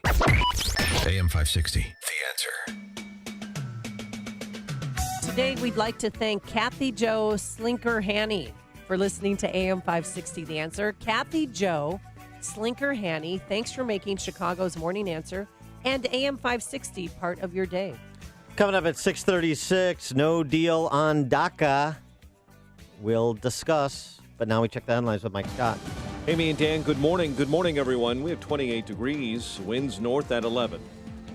And the search for answers continues in Parkland, Florida. The community struggling to deal with the loss of 17 killed in one of the worst school shootings in U.S. history. Police now say 19-year-old Nicholas Cruz admitted to opening fire with a rifle at Marjorie Stoneman Douglas High. The president says the nation is in a state of grief after Wednesday's shooting spree at that South Florida high school. A school filled with innocent children and caring teachers became the scene of terrible violence, hatred, and evil. The police officer who arrested the suspect at that high school shooting says he found Nicholas Cruz on a back road quite a distance from the school. He looked like a typical high school student, and for a quick moment, I thought, could this be the person? Is this who I need to stop? Officer Michael Leonard. Immigration reform floundering in the Senate. 4 immigration bills failed to muster up enough votes to clear the 60-vote threshold yesterday, with Democrats having a stiff back against a bill supported by President Trump. The bill aimed at boosting border security and reducing legal immigration while providing a path to citizenship for young immigrants who are brought to the U.S. illegally as children. That norovirus outbreak at the Winter Olympics now spreading to athletes. The BBC is reporting this morning that 2 Swiss athletes have contracted the virus in Pyeongchang. Family and friends gathering today to remember fallen Chicago Police Commander Paul Bauer. His wake begins this afternoon at the Nativity of Our Lord Catholic Church on the South Side. And we're following developments this morning through Yahoo Sports, where a federal corruption case involving NCAA basketball could have wide-reaching effects. Yahoo Sports is reporting that federal prosecutors are sitting on a huge amount of material that, according to Yahoo Sports, could bring down some Hall of Fame coaches and some college basketball top programs. Chicago sports, Blackhawks blew a 2-0 lead in a 3-2 loss to the Ducks. NBA All-Star Weekend, a couple of Bulls participating, Bulls forward Lauri Markkanen and guard Chris Dunn. The news is a service of Accountemps. When you could use help closing your books and need additional staff, it's time to call Accountemps. They can provide you with bookkeepers and other accounting and finance professionals on a temporary or project basis, and fast. Call today. Accountemps, a Robert Half company. 6:33 and a check of traffic and weather on the way next on AM 560. Watch today's show live right now on the Income Store live video stream at 560theanswer.com. Cold or flu? Fever is flu's trademark. The Exergen temporal scanner is the #1 thermometer pediatricians recommend. Protect your family with technology backed by over 70 clinical studies. Exergen.com. Hey, Craig and Leslie here from In the Know. Leslie, people have spring fever. Consumer confidence is up, and that means spending. We want folks to enjoy what they've worked so hard for, but don't forget... Craig, are you trying to tell me something? I know. Retirement's right around the corner. Listen, a new season is time for regrowth and building on what you already have. You don't need to do it alone if you have Wealth Management Group at your side. Spring into action and make Wealth Management Group your go-to partner. And listen to In the Know Sunday mornings at 10, right here on AM 560, The Answer. Follow the world's best golfers at the 82nd Masters Tournament, April 2nd through the 8th on the tournament's official website, masters.com. Log on all week long to experience a tradition unlike any other, and follow the Masters on Twitter, Facebook, and Instagram. Masters.com offers live full-screen HD video coverage, including the Par 3 contest, plus real-time scoring, up-to-the-minute tournament news, and more. Masters.com, your official online source for the 2018 Masters. Attention all authors. Page Publishing is looking for authors. Have you written a book and want to get it published? Page Publishing will get your book into bookstores and for sale online at Amazon, Apple iTunes, and other outlets. They handle all aspects of the publishing process for you. Printing, cover art, publicity, copyright, and editing. Call 800-501-3689 now for your free author submission kit. That's 800-501-3689 for your free author submission kit. Again, 800-501-3689. Want to know the secret that all those flipping houses gurus won't tell you? Flipping multi-unit properties is easier and more profitable than flipping single-family homes. With over 17 years of experience, we here at RE Mentor will show you the art of buying and selling multi-unit properties. Come spend the afternoon or evening with our team of experts, and we'll show you how to put $10,000 to $30,000 in your pocket over the next 90 days. This 2-hour class will teach you the art of the multi-unit flip and long-term hold. You'll learn how to buy, hold, and sell multi-unit properties with no money down, no credit, and no risk. You risk nothing but have everything to gain. This intensive 2-hour real estate class is coming to the Chicago area soon. Call 800-559-1577 to secure your seat. This seminar is free to the first 30 people that call. Change your life now and learn the art of the multi-unit flip or long-term hold. Call 800-559-1577. That's 800-559-1577. 6:36 and a check of the roads in the Alarm Detection Systems Traffic Center. Here's Jim. Thanks, Mike. Eden's inbound delays are from Pratt to Montrose. 24 minutes, Lake Cook to the junction up on 20. Kennedy, 31 minutes, O'Hare to downtown. 13 from Montrose, 10 on the Express. Up on 11 minutes to Montrose, 25 to the airport. Got Eisenhower heavy Manheim to Harlem and Costner to the Circle. It's 45 minutes, 390 to downtown. Up on just 31. Mount Stevenson, 50 minutes, 355 to Lakeshore Drive, up on 34. Ryan, 35 minutes, 95th to downtown. I-57's clear. Bishop Ford, just a 1-minute delay at King Drive to merge. Westbound Tri-State tight from the Reagan tollway to the Eisenhower. The other tollways are good. Westbound 94 heavy in LaPorte County. There's a crash near 421 on the right lane. Traffic Service of Accountemps.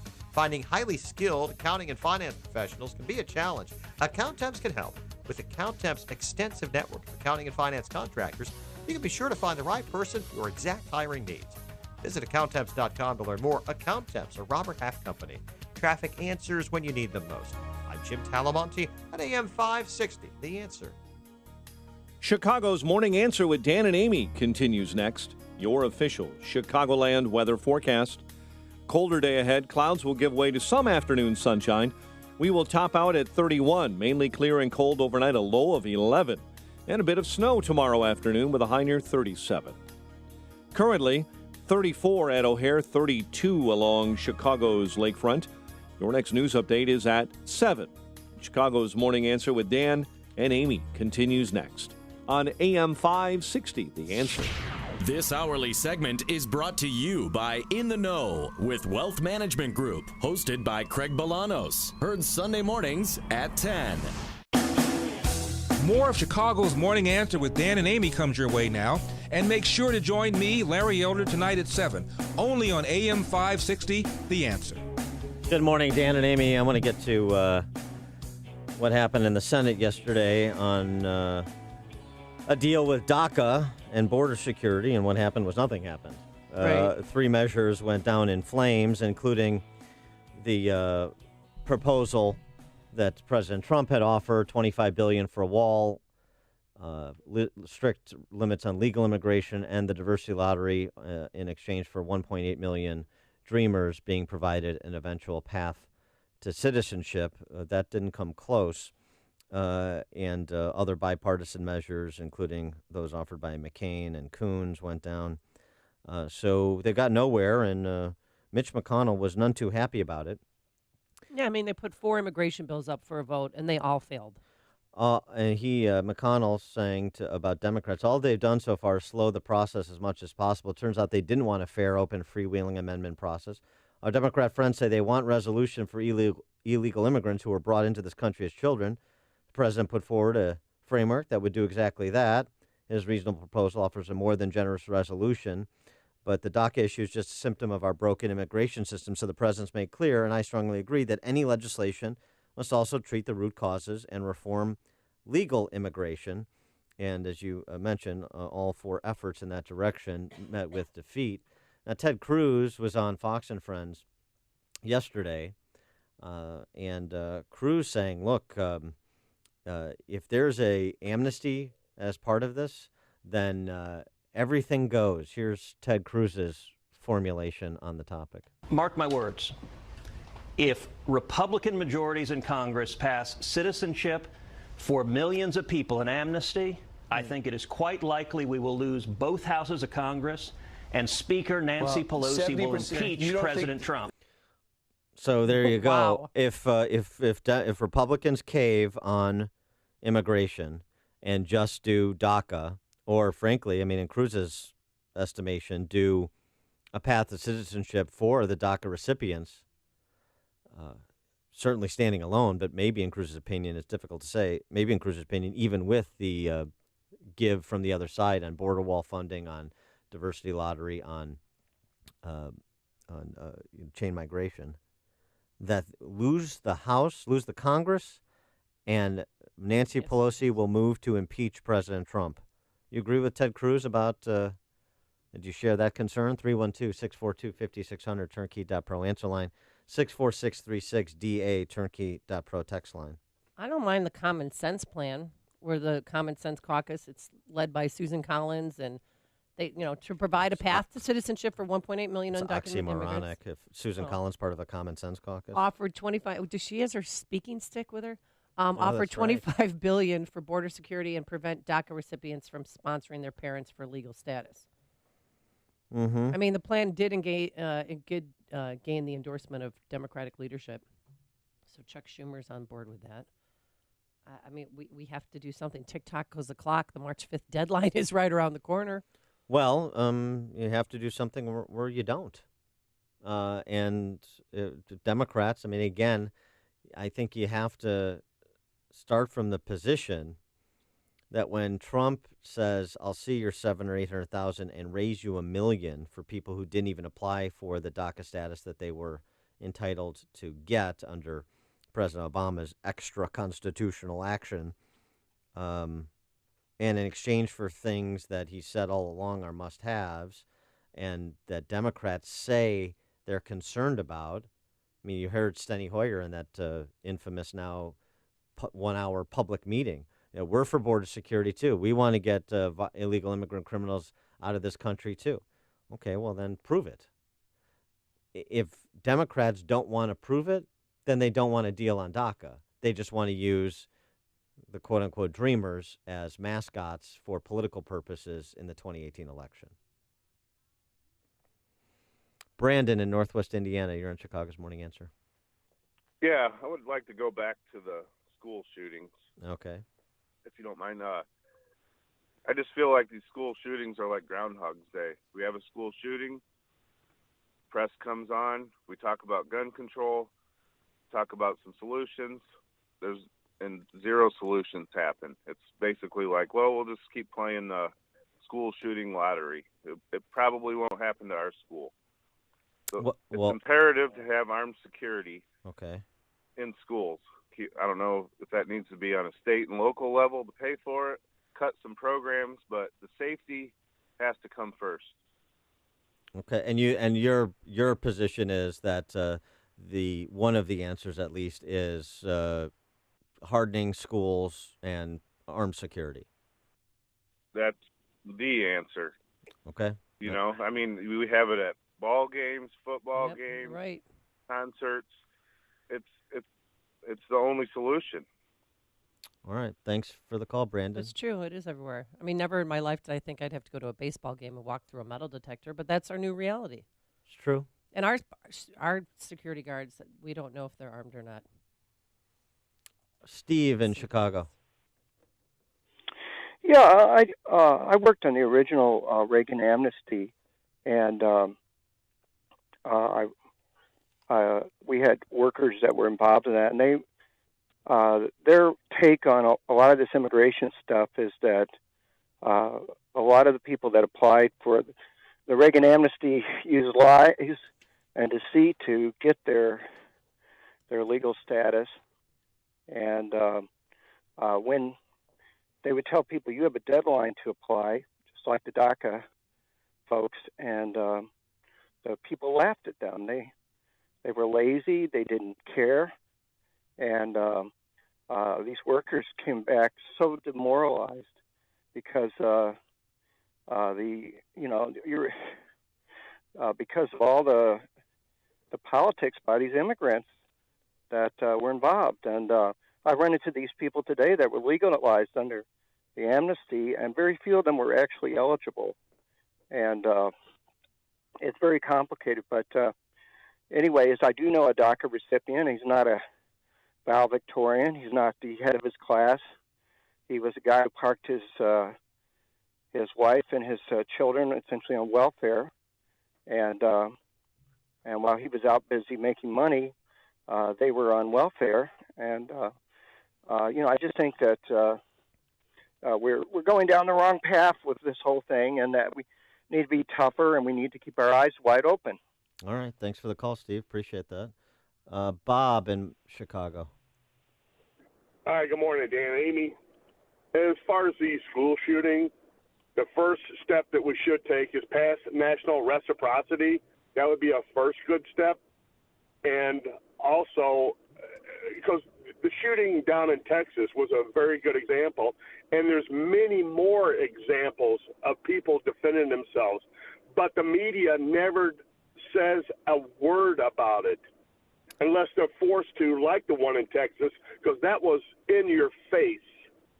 People need to be able to protect themselves. A good guy with a gun always trumps a bad guy because they're nothing but cowards, and as soon as the first shot that the good guy makes, they run. Click. Thanks, Bob. All right, we're alternating here on topics, but David in McCook. Hey, good morning, guys. The comment I wanted to say was this chain migration thing. The Democrats are all concerned about. We can't break up the families. If you come over here illegally and you leave behind a family of 5, what gives you the right to think your family can come over here? Because if I break the law and go to prison, the Democrats aren't worried about me being separated from my family. Thanks for the call, David. The Grassley bill is the one that would curtail family immigration and eliminate diversity visa lottery program. And I just go back to this again. I mean, where we have celebrated and tragic cases in Illinois, the McCann family, Dennis McCann's death, Brian McCann, his brother, who's spoken out about this, Eric Brady down near Champaign, who lost his wife to a person here illegally, intoxicated, driving the wrong way, kills her, then he's previously been deported. Then he flees. Did he go back to Guatemala? I don't know, but he's not being held to account. The White House this week issued 7 more examples of sanctuary cities who set criminal aliens free, only to have them go on to commit more crimes, in some cases much more serious crimes. Another one in Cook County, Luis Pena, arrested in November 2011 in Cook County, felony charges of driving on a suspended license after his license was suspended on a prior DUI conviction, released from jail despite an ICE immigration detainer, arrested and convicted less than a year later for aggravated DUI, causing death and driving on a suspended or revoked license. He's now in custody at Danville Correction Center in Illinois. But the killing should have never happened because he should have been deported by ICE if that detainer had been honored, but it wasn't because it's Cook County, a sanctuary county. Yeah. So part of this, and I don't want to forget this because this is really important, it's a first-order priority of public safety. The important part of this entire immigration debate is the getting after sanctuary cities, sanctuary counties, and sanctuary states. It is untenable for Chicago or Cook County or Illinois to flout federal immigration law. You want to reform it, you want to change it, fine. But you don't want to reform it or change it in the direction of protecting predators, and that's what we're doing. That's insane. It's insane. So you can find reasonable grounds of compromise on these other component parts of immigration. I don't want to cap immigration. I'm a pro-immigration, pro-legal immigration guy, much more so than other conservatives. But this sanctuary city, county, state stuff is ridiculous. It's just stupid. It's what Chicago is talking about. It's Chicago's Morning Answer with Dan and Amy on AM 560. The Answer. I'm Keith Peters in for Lou Dobbs. Flu vaccine is not very effective. FAO Schwartz sets its sights on China. Those stories next. You like freedom? I do. You like money? Well, I do too. If you like freedom and money, then you're going to love Freedom Checks. You see, over the next few months, an estimated $34.6 billion is up for grabs to anyone who stakes their claim. Yep, you heard that right, $34.6 billion. To get all the details, just go to www.myfreedomchecks.com. Thousands of people are already lined up to cash in. Take Doug, for example. He's a 46-year-old from Joplin, Missouri, who's set to get a check for $24,075. And if Doug can do this, I've got a hunch that you can too. But here's the thing. If you want the chance to grab your full fair share of this $34.6 billion payout, you must have your ducks in a row by March 1st. So don't wait. Get over to www.myfreedomchecks.com before the March 1st deadline. That's www.myfreedomchecks.com. The Centers for Disease Control says this year's flu vaccine is only 36% effective in protecting older Americans from a bug that's sweeping America. The CDC says there was only one other time in the last decade the vaccine was this ineffective. Economic reports we'll be following today include the latest figures on housing starts, an update on import and export prices, as well as trends in e-commerce and consumer sentiment. The iconic FAO Schwartz toy company, made famous as Tom Hanks tap danced on a giant piano in the movie Big, closed its flagship store in New York City 2 years ago. But now it's planning to open new locations in China. Beijing and Shanghai are expected to be their first Chinese outlets for the toy retailer. Please join us for Lou Dobbs tonight at 7 and 11 Eastern on the Fox Business Network. I'm Keith Peters for the Lou Dobbs Financial Report. Upstream-ideas.com, premium content that complements what we do on this show. Long-form interviews in our Against the Current series with policymakers, opinion leaders. 2-minute warnings from Pat Hughes at Illinois Opportunity Project. My 60 Seconds of Sanity commentaries. Podcast for Illinois Rising program covering state policy and politics, which airs Sundays at 3 p.m. on these airwaves. And our Heart of the Matter series featuring professional women speaking collegially about the important issues of the day. And don't forget our sister site, defendhomeowners.com. Defendhomeowners.com. We've got new regional reports on 2017 home sales. You can check out what property taxes are doing to your home value. You also get a free property tax report on your home just by typing in your address. All of the property tax info, defendhomeowners.com. Everything else, upstream-ideas.com. The following is a paid political announcement. I am not in charge. I'm trying to get to be in charge. My name is Jeannie Ives, and I'm the conservative running against Bruce Rauner for governor. I'm an economic liberty, pro-family West Point grad. I've spent the last 5 years battling Chicago Democrats. I didn't think I'd have to spend so much time battling Bruce Rauner. But when Rauner betrayed conservative families, that's exactly what I did. Rauner made Illinois a sanctuary state. I voted against it. Rauner made you pay for abortions in all 9 months of pregnancy. I voted against it, and so did every other Republican legislator. Rauner took money from your schools to bail out the Chicago public schools. I voted against it. National Review has called Rauner the worst Republican governor in the country because he is. Rauner betrayed us. I honor who we are as conservatives. Rauner can't win re-election. He said he's not in charge. With your help, I'll lead the charge. Paid for by Ives for Illinois. Balance of Nature's fruits and veggies. I had this crazy thing happen with my eyesight. I went back to get my contact lenses done, and my optometrist, and I'm 46, he said, "This is really weird, but your eyesight is better." I'm like, I can't believe it, but I think it's these vitamins I'm taking. I'm a huge believer in the product. I've tried lots of stuff, and this is the only real thing that I've ever, because of all these comparisons with all the other stuff I've had, this is by far the best thing, and consistently. We're so healthy now on the Balance of Nature. There's no words to say how well it works. Doing good on it, really. I'm feeling my skin is softer, and I feel good. When you call, use discount code CHICAGO, and we'll take 35% off your first month's order and ship it to you free. Call 800-246-8751 or go online to balanceofnature.com and use discount code CHICAGO. Get ready.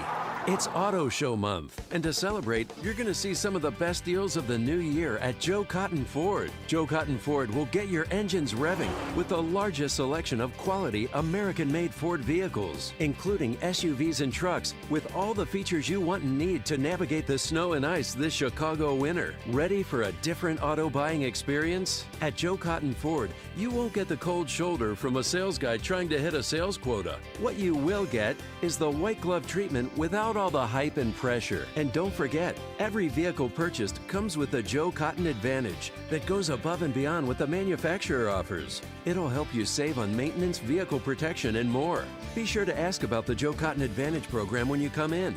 Get to Joe Cotton Ford and celebrate Auto Show Month with a new Ford car, truck, or SUV today. Gary and North Avenue in Carroll Stream or at joecottonford.com. joecottonford.com. So you've heard me talk about Calitrin. It's a wonderful natural supplement that helps with weight loss, joint pain, and it helps you sleep at night. I know I take mine in the liquid form before I go to bed, and I sleep soundly. There's no side effects but side benefits, and here to tell us about that is our good friend Elizabeth. Yes, ma'am. You know, it really is so much more than just a weight loss supplement because it has amazing side benefits. Better sleep, more energy, less joint pain. Those are all things that customers say when they're taking Calitrin. And I think everybody's used to those other diet products, the stimulant products. You might lose the weight really quickly, but of course you gain it all back as soon as you get off of it. But with Calitrin, it's not like that at all. You're going to see inches and pounds come off within that first 4 to 6 weeks, and you're going to keep them off because you're doing it the right way. You can go to our website, toploss.com, check it out for yourself. And if you have questions, you can chat with us online, or you can give us a call. Our number is 1-800-325-4366. And don't forget, you can use promo code Amy to save 10% on your order today, too. Go to toploss.com. Thanks, Elizabeth. Thank you, Amy. Are you drowning in IRS tax debt? I owe the IRS $37,000. Get ready for a toll-free hotline. Take advantage of new IRS tax forgiveness programs that may protect you from IRS collection agencies. They have the power to garnish your wages, put liens on your property, and levy your bank account. Civic Tax Relief can help protect you from the IRS. Civic Tax Relief basically represented me against the IRS, and by the time everything was completed, I didn't owe the IRS anything.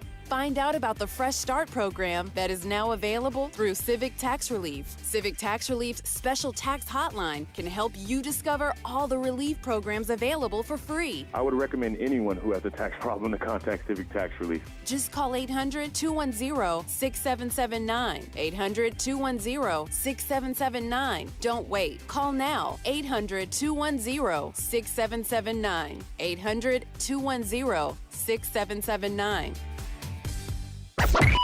AM 560, The Answer. Dan and Amy are talking about no deal on DACA. DACA. We lost. I wanted to take Luis. He had a point to make on the topic. All right, instead we'll take Jim in Chicago. You're on Chicago's Morning Answer. Hey, Jim. Jim. Hi, Jim. Jim. Hi, Jim. Oh, Me. Jim. Yeah, Yeah, you're Jim. All right, good. Go ahead. Yeah, great. Thank you. Listen, I'm a retired Chicago police sergeant, and I was a school sergeant. And every Jewish school in the city of Chicago, grammar school and high school, has armed guards carrying heavy-duty weapons with body armor. And they don't sit there and say, like America, we need a ban on suicide vests. We need a ban on sewing machines that make the suicide vest. We need a ban. They don't worry about these people breaking laws, because criminals will break the laws whether in Israel or the United States. What they're concerned about is neutralizing the target. And they have a program in their schools. If somebody came in there and attacked, first off, security to get into school is tough. But if they do get past the security and they get in there, they have plans where they cordon off areas so the bad guy can't get in there. And they isolate the bad guy, and then they neutralize the target. And they're on scene to take care of it right away. Thanks for the call, Jim. Appreciate that. It's a good point. Now, the additional layer of that, too, of course, is you have, the Jewish people, the number one target for hate crimes in this country. So there's that additional piece of it. Coming up on Chicago's Morning Answer, Brett Baer will be here, and Chicago says goodbye to Commander Bauer. But first, here's Mike Scott. West Chicago teachers avoid a strike. WIND Chicago News Time 7. A timeline released in the Florida school shooting. I'm Kathleen Maloney, Fox News. The 19-year-old accused of killing 17 students and faculty members at a Florida high school appeared in court for the first time, represented by public defender Melissa McNeil. He's sad, he's mournful, he's remorseful. He is fully aware of what is going on. And he's just a broken human being. It didn't take Cruz much time to leave a trail of death at Marjorie Stoneman Douglas High School in Parkland. Fox's Evan Brown is live in Broward County with the details. Kathleen, a timeline published by the sheriff's office shows how relatively quickly Wednesday's shooting happened at the high school. They've pieced this together through interviews and by viewing videos recorded during the ordeal. Just before 2:20 p.m., an Uber drops off shooting suspect Nicholas Cruz at the school. By 2:21, his rifle is out and he's shooting 8 minutes later. Cruz ditches his firearm and blends in with escaping kids. By 3 p.m., he's off site and sitting at a McDonald's. 40 minutes after that, he's in custody, Kathleen. Thanks, Eben. Red flags were raised about the gunman before the massacre. A person identified as Nicholas Cruz posted on YouTube, quote, "I'm going to be a professional school shooter." I put up a video, and I guess this particular guy found my video and decided to leave that comment. So I had reported it to the FBI. Ben Benight, speaking on Fox and Friends this morning, says agents interviewed him but never tracked down Cruz. No deal on immigration in Washington. A bipartisan proposal fell short in the Senate after the White House threatened a veto. Then a measure based on the president's priorities was defeated after more than a quarter of his fellow Republicans voted against it. Fox News, fair and balanced. 28 degrees. Skies are cloudy. Winds north at 11. At 7:02 on AM 560. The Answer. Good morning. I'm Mike Scott. Family and friends gathering today to remember fallen Chicago Police Commander Paul Bauer. His wake begins this afternoon at Nativity of Our Lord Catholic Church on the south side. Cook County Jail officials are planning to take action against several inmates seen clapping as the suspected killer of that police commander was escorted to his first court hearing. Surveillance video shows the inmates in a holding cell yesterday clapping for Shomari Leggett as he walks by with arms and legs shackled, and jail officials intend to transfer those inmates to jails outside of Cook County. A suburban Chicago high school student has been arrested after posting photos on social media showing him holding an assault-style rifle. The 15-year-old was arrested Sunday, charged as a juvenile with felony counts of disorderly conduct. Cook County Sheriff's Department reported at least one photo had a caption making an apparent threat against Allen B. Shepherd High in Palos Heights. West Chicago high school teachers are avoiding a strike. Negotiators for High School District 94 and its teachers union reached a tentative contract agreement last night. State health officials confirming a third case of Legionnaire's disease this week at the Veterans Home in Quincy. Meantime, teams from the Centers for Disease Control and Prevention are also back in Quincy running additional tests. Federal jury in Chicago finding a Cook County judge, Jessica O'Brien, guilty in a massive federal mortgage fraud scheme.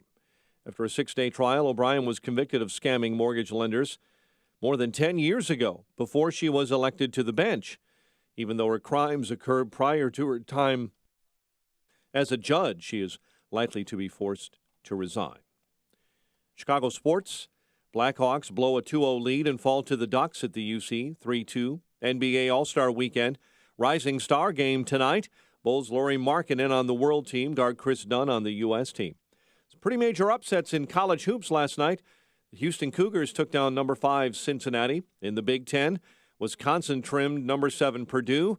And the Penn State Nittany Lions demolished number 9 Ohio State 79-56.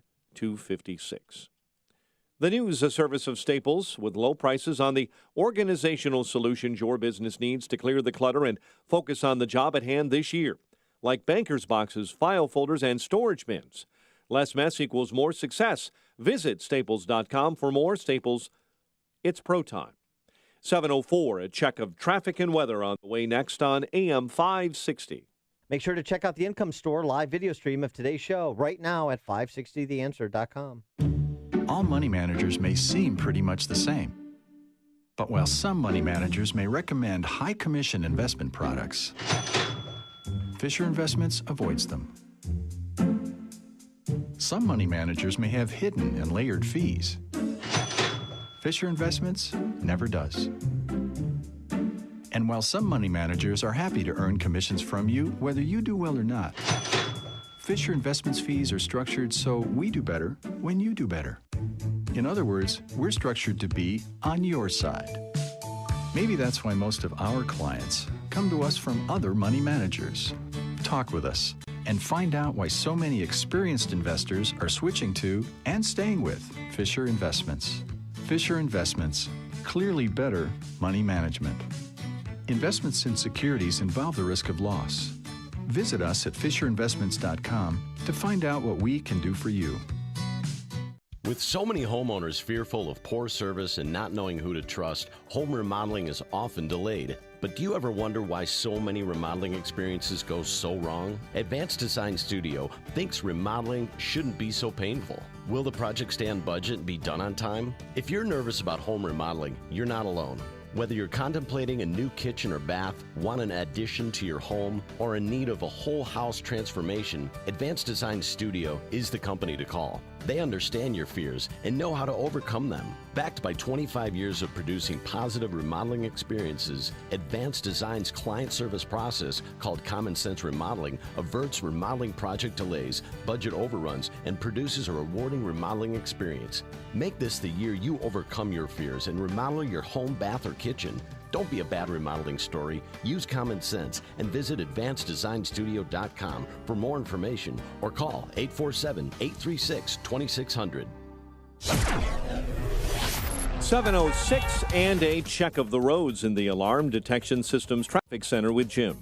Thanks, Mike. Aiden's inbound. Just a bit tight. Peterson to Montrose. Looking at 22 minutes from Lake Cook to the junction. Outbound 21. On Kennedy, delays are from Cumberland to Fullerton and Division to the Burns Circle. 36 minutes O'Hare to downtown.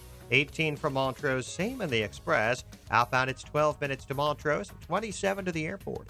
On Eisenhower, delays are from Manheim to Harlem and Austin to the Circle. 46 minutes, 390 to downtown. Outbound 34. Mount Stevenson, heavy Harlem to Kedzie, Ashland to the Rhine, and State to Lakeshore Drive. 48 minutes, 355 to the drive, outbound 36. Inbound Ryan, 30 minutes, 95th to downtown, outbound 5 at 15. I-57's clear, Bishopport, 22 minutes, 80-94 to the verge. Northbound Tri-State's low, 95th to 75th. From the Stevenson to the Hinsdale Oasis, and from the Reagan Tollway to the Eisenhower. Northbound Veterans Memorial, little slow approaching the Reagan Tollway. The other tollways are good. LaPorte County westbound 94 is heavy approaching 421. The right lane is blocked after an earlier major truck wreck. Traffic answers when you need them most. I'm Jim Talamonte on AM 560, The Answer. Chicago's Morning Answer continues next. Your official Chicagoland weather forecast with our meteorologist, Kevin Snyder. Today, clouds give way to some sun, high 31, mainly clear and colder for the night with a low 11.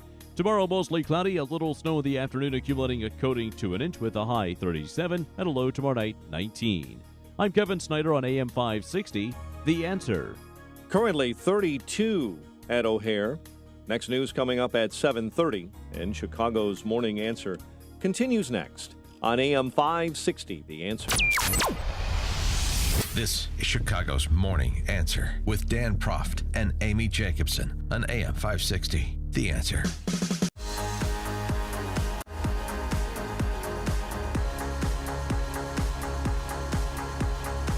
Good morning, Dan and Amy. The president addressing the nation yesterday in the wake of that horrific school shooting in Parkland, Florida. 17 dead, 14 injured, 4 still critically in critical condition. Yeah, 4 are still in critical, 7 are still hospitalized.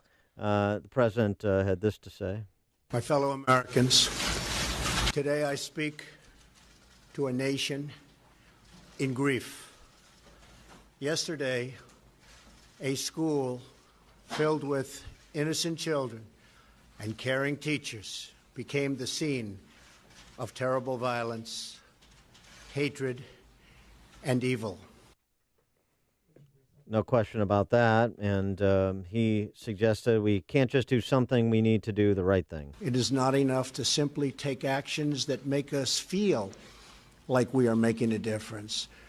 We must actually make that difference. And sort of something Trey Gowdy echoed when he sat for an interview with Bill Hemmer on Fox yesterday. If you can show me a law that will prevent the next mass killing, go ahead and sign me up for it. Yeah, and President Trump, who is very empathetic, very, very graceful, very presidential. And, the left came down. Well, he didn't talk about guns. He didn't mention guns. What? So what? That was not the time to do it. But he wanted to meet with governors, governor. Wait, that was not the time to do it. President Obama tweeted, until we can honestly say that we're doing enough to keep children safe from harm, including long overdue common sense gun safety laws that most Americans want, then we have to change. Caring for our kids is our first job. So President Obama thought it was time to talk about guns. Well, here's what President Trump had to say. Some ideas. We are committed to working with state and local leaders to help secure our schools and tackle the difficult issue of mental health. Later this month, I will be meeting with the nation's governors and attorney generals. Where making our schools and our children safer will be our top priority. It is not enough to simply take actions that make us feel like we are making a difference. So that he basically wants to meet with the governors, and I kept thinking, oh yeah, every state will be represented except for ours because Governor Rauner refuses to be in the same room with President Trump. Well, there's a lot of ire directed towards the NRA. There's some ire directed towards the ACLU with respect to issues like involuntary commitment or involuntary examination. If there's concern about mental illness, there's a lot of topics being discussed, including the topic you raised yesterday, Amy, which is Call of Duty and the exposure, the glamorization of violence with respect to children. And Oklahoma Congressman Mark Wayne Mullen was on with Stuart Varney on Fox Business yesterday, and he took up that issue. Alicia, you taught this man. Mentally ill individuals, it comes with a stigma, and sometimes it's just something that's temporary that needs to be addressed. Yeah. No doubt about it. But we, as a society, still have to have the larger conversation. Yes, there's mentally ill people, but what are we exposing our kids to at such a young age? I mean, I don't know, Stuart, if you've ever really, and I'm not trying to harp on this, but I'm very serious about it. I walked up to into my house one time, and my 2 boys, which are 12 and 13, was playing Call of Duty with my son, brother-in-law, and I've been exposed to that type of violence in my life before. And when you see that, it was so graphic. I literally took it out and don't allow my kids to play it anymore. But yet, we allow our kids to be exposed to it. And there's mentally ill individuals, adults and young kids, and we combine it and allow them to expose it to them because we call it entertainment. It's not right. Yeah, it's a babysitter. I mean, it's really hard, too, as a parent. It's Call of Duty. It's Fortnite now. They can play with their friends who are in different locations in their house, and they join together as a team, and it is so graphic. Have you ever played Call of Duty or Fortnite? I mean, it is. And then the sound of the weaponry, and it's just, he makes a good point, but I don't know if that would have stopped this guy. What we can tell you about Cruz is that police had been to his house 39 times since 2010 on domestic calls. He was that domestic calls related to mental instability. And he was still able to buy a gun last year, and he was expelled from 3 schools for aggressive behavior. And he was tipped off by a YouTuber to the FBI last September, and the FBI issued a statement saying we were unable to verify his identity, even though the name on the YouTube posting was his actual name with the actual spelling. So we're going to talk to James Fitzgerald, the renowned and now retired FBI special agent and criminal profiler. He was the guy who led the capture of the Unabomber, about the FBI in this case and local law enforcement and the communication between the two. But I guess the question then is, with respect to this shooting, do we and these sorts of shootings in general, do we treat them as isolated, fact-specific incidents, or is there some overarching policy change we should make with respect to the balance between freedom and order in society? And so people are talking about it's not right. It's not right, Call of Duty, glamorizing violence. It's not right, the Hollywood celebs that make money off of violence and then preach against violence, glamorizing it as well, and sexualizing it in addition to that. Social media monitoring, Big Brother. Making involuntary commitment or forced examinations easier. So, you're talking about categories of First Amendment, freedom of the press rights, Second Amendment, right to bear arms, right to self-protection rights, and due process rights. Which rights do you want to constrict, if any? 312-642-5600 is our turnkey.pro answer line. 64636, type in DA, then a quick comment. Here is the sheriff of Broward County who's talking about social media and the red flags that should have been brought to his attention. The FBI never contacted them. What I'm asking our lawmakers to do is go back to places like Tallahassee, places like Washington, D.C., and give police the power, if they see something on social media, if they see graphic pictures of rifles and blood and gore and guns and bombs, if they see something, horrific language, if they see a person talking about, I want to grow up to be a serial killer, we need to have the power to take that person and bring them before mental health professionals at that particular time, involuntarily, and have them examined. People are Well, to be fair, they do have that power. They do have that power at present in Florida. It's called Baker's Law, number one. You might want to call the sheriff. I mean, honestly. Number two, I mean, I'm not being facetious here, too. Clearly, he didn't know that. Well, number two, I mean, you've got concurrent cases. The grandmother in Everett, Washington, grandmother of Joshua Alexander O'Connor, called 911 after finding disturbing journal entries that describe how the 18-year-old was planning to attack his high school. Officials were told the grandson also had a rifle stored in a guitar case.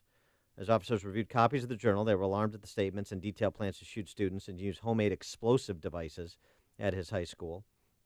They executed a search warrant, found an AK-47, inert grenades. He was been charged. He's been booked and charged with attempted first-degree murder, felony assault of an officer, and first-degree robbery, other kind of unrelated charges to the potentially plotting a school shooting. So a grandmother tipped off police, local law enforcement acted. Shepherd High School in Palos Heights, Mike Scott reporting this morning. Student arrested for disorderly conduct for posting pictures of himself with a gun and apparently making a threat on social media against Shepherd High School. Good. Let's get this done. But so my question is it law enforcement doesn't have the tools, or people made mistakes in this case and in previous cases? This isn't the first individual to slip through the cracks who otherwise was waving a lot of red flags in plain sight for people to see. I just wish 39 visits to the home by police? Even visits, I wish could be reported as part of the background check. I wish the part of the background check they could check social media too. And quickly, I don't want to forget the victims. Social media. Well, that's a the separate victims. issue. You had a senior in high school who's going to have a diving scholarship at Annapolis next year. You had a soccer star. You had a member of band. You had a kid who loved basketball and macaroni and cheese. You had 2 dancers. You had a merit scholar, an athletic director, and you had Aaron Fies, who was the assistant football coach, also a security guard who shielded people from getting killed. He is one of the reasons why Anthony Rizzo left spring training to be with his family and community, because his parents are very good friends of his. I went to Stoneman Douglas. I grew up in Stoneman Douglas. I played on those fields. I went to those classes. I studied in those classrooms. The same school we saw in videos yesterday for all of the wrong reasons. We see this on TV too often. I feel like it's all the time. It is. There's a cycle to it. We get horrified that this violence is inflicted in our kids. We get angry that there's nothing we can do and nothing's done about it. And then we ultimately get immune and move on to something else. But then it happens in our own town, in your own school, or the movie theater, or a nightclub, or a church. And we realize it could happen to us, in our safe and tight-knit community, Parkland. All right, so many psychologists suggest that the wall-to-wall coverage of these types of shootings, mentioning the perpetrator's name over and over again, induces other marginally competent individuals to copycat. Yeah. So you want to ban First Amendment freedom of the press coverage of these events, these crimes?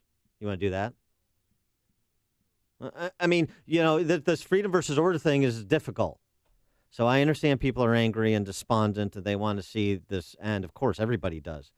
We need to fortify our schools. But when you get to the specifics, we have to buzz in. In CPS, you have to be buzzing. They have a camera on you, and if they don't know who you are, you're not getting in. Yeah. And every door is locked. They're the fortified. We heard from a former police officer just before the top of the hour about Jewish schools, including ones that he's apparently been at, that they're fortified with basically security personnel and tactical gear. Yeah, and there's redundancies in terms of accessing the school, even if somebody would be able to breach the initial entrance. Is that what we have to do with all schools? In terms of if you want to reduce the potential for something like what happened in Parkland to nil, that's probably the best, most immediate approach to take. And you have to get buzzed into at the Chicago Jewish Day School. So there's 2 lines. You go through the first set of doors, and then there's another entrance. And they said that they have bulletproof glass, and the kids are used to seeing that type of security, so it's not scary to them. Mike in Park Ridge, you're on Chicago's Morning Answer. Yeah, hi. This is a multifaceted problem we have. But I would just like to suggest again that I am ready to sacrifice my First Amendment right in this regard. Most terrorists of any stripe, except the Las Vegas shooter, broadcast on social media or over the internet that they're going to commit violence, or someone should commit violence, or someone else should commit violence well in advance. And I'm ready to call that a violation of something and have that person evaluated by a physician. Well, okay, thanks for the call, Mike. I mean, I don't know that there's any surrendering of rights that's required there. If you make a threat, you can be charged with disorderly conduct, as that kid from Shepherd High School has been charged with. Mm-hmm. So you make a threat, a specific threat, then that is not protected speech. Tom in Deer Park. Every time we have a tragedy, something awful happens, a lot of bad ideas come forward that really need to be thought out. And the notion that we're going to look at people's social media posts, threats aside, but see something that we deem as frightening or that we don't like, or that might be bad, and we turn the person in. That has to put the First Amendment and Fourth Amendment aside for a second and think. I'd like your comment, Dan, on the societal costs where you're snitching on family members and neighbors. I know you're steeped in history, and if you look at the lives of others, I'm sorry? The lives of others. You're talking about what the Stasi did in East Germany. Well, that's what I was going to bring up, and what it did to the society. There still have repercussions in that society 40 years later from the notion that you were going to turn everybody in. You made spies out of everybody. So I'd like to hear your comment about that, please. Yeah, thanks for the call, Tom. I mean, I think, look, there's a difference between somebody making a specific threat and somebody, what a high school kid goes to the range with his dad and he posts a picture on social media of him at the shooting range. Is that something where police are alerted and he's hauled in for disorderly conduct? I mean, any picture with a gun? No, I mean, if it's on a shooting range and you're with your family and you're of age and it's legal, then that's fine. But that's your standard. The question is when how do you want to standardize this? A professional mass shooter, and then your pictures of you with guns on a table, and then you holding different weapons. That's I agree. That is cause for more investigation. Yeah, but common sense when you start ceding power to the government is the first casualty. So be careful about how much benefit of the doubt you want to give government agencies when it comes to surrendering portions of your rights. I would just caution. Don in Bloomingdale. There was a time in this society where we had mental institutions, state and federally run. There was a huge one on Irving and Narragansett called Dunning, and then it disappeared. But there were criminally and mentally insane people there to be taken care of and to be removed from society, to protect society at large. But they were all let go because somebody cut the funding. I think it might have been Reagan or Nixon, but they were all let go. And now they're out there among us, and we have to deal what we're dealing with now. There are people that should not be walking the streets. There are people that should be in jail, and there should be people in institutions. Yeah, thanks for the call, Don. Jeff in Rolling Meadows. Yeah, I just wanted to say about the hardening of the schools. I don't remember. It was a concert that the Ariana Grande concert. And that was outside. Yeah, that's right. And I went to Rolling Meadows High School, and you're about a half a block away from any houses. So a shooter just has to wait until school gets out. I hear. Give people ideas. Yeah, I hear what you're saying. Thanks for the call, Jeff. I mean, so nothing is fail-safe. But in terms of hardening the school and having security personnel on site, that certainly enhances the safety, I would say. Nothing is 100%. Joe in Naperville. Yeah, 3 quick points. Number one, that security guard should have been armed, period. He was. That would have put an immediate end to that threat. Number 2, if we're going to start looking at social media, when is Madonna going to take her mental health exam for making threats about blowing up the White House? Yeah. Okay? And then the other one, too, is was this guy really mentally ill? I mean, when you look at mental illness, these people don't know right from wrong. He truly knew right from wrong because he did something. It was well thought out. This guy, didn't do something to endanger himself because he gave up. He didn't shoot himself or get shot. It's evil. That's right. You got to confront evil with a greater force. And that if that guy would have been armed, that security guard, boom, it would have been all over with. Thanks for the call, Joe.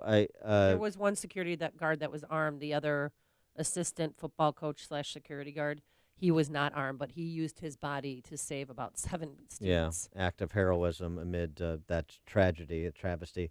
But in terms of this kind of armchair diagnosis of mental illness as contrasted with evil, I think Joe's right on the mark. You've made the switch, and it feels so good. You've switched to Chicago's Morning Answer on AM 560. The Answer. You've heard us say, if your roof is needy, call Ground Weedy. Well, now, if a vacation is needy, call Ground Weedy. Really? What's that all about? This is Mark Olson and Greg Olson from Crumweedy. We created a special deal just for you. Receive a luxury cruise vacation for 2 with a qualifying purchase. A great roof, siding, or windows, and a vacation. Call us and start packing now. Let's book your new roof or siding. We'll do a great job, and you'll get the Crumweedy promise of installation that's up to manufacturer specifications, so your warranty is intact. And receive a luxury cruise for 2 as a thank you. Some restrictions apply, and we only have so many vacations to give, so call now. We fix roof problems, and you get the cruise. Call Crumweedy. 630-595-8020. 630-595-8020. Go to myroofisneedy.com today. myroofisneedy.com. Balance of Nature's fruits and veggies. I was surprised at myself how much energy I had, and I'm doing 2 jobs, running around like a maniac, and I was able to handle it. Really, I'm like, wow, this stuff is really good. So, more than anything else, it just gave me the extra energy and the well-being, feeling of well-being that I don't think I would have without it. Well, I take it every day, and I feel great. And my wife looks at me and says, how come you never get sick? And I do. It's because I take the fruits and veggies. I just feel a lot better. My life is turning around. Everything is working for me. It just helps me feel good. I just think the products are wonderful, and I take them every day. I just like it. It works. When you call, use discount code CHICAGO, and we'll take 35% off your first month's order and ship it to you free. Call 800-246-8751 or go online to balanceofnature.com and use discount code CHICAGO. Policies issued by American General Life Insurance Company, Houston, Texas. Not available in all states. For details, visit AIGdirect.com. If you're young and healthy, you don't need life insurance, right?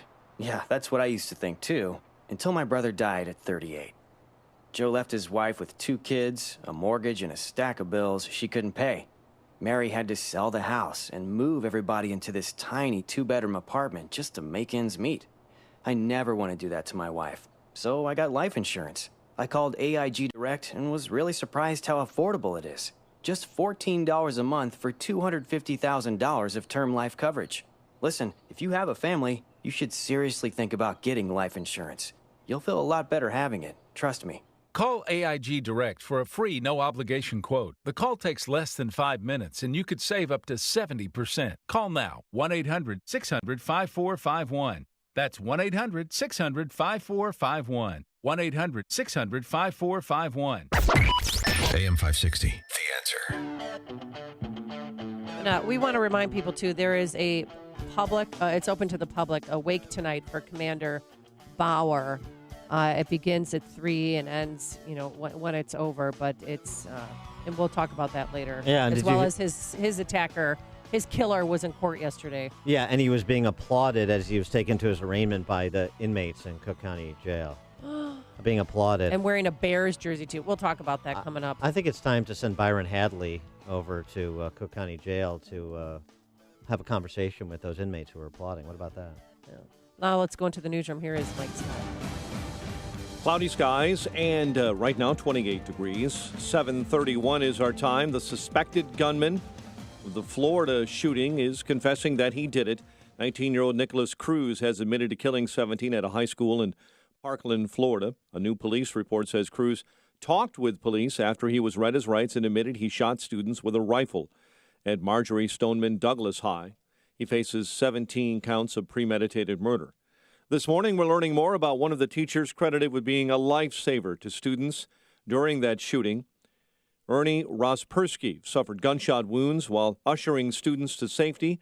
His father-in-law, Lee Porter, describes events after the shots were fired. But that kid was coming down the hall and saw him, so he shot at him. He had already killed 2 people, I guess. Porter says Rospersky suffered wounds to his arms, but was able to find shelter until police arrived. Porter's stepdaughter is married to Rospersky. She also teaches at Stoneman Douglas High in Parkland.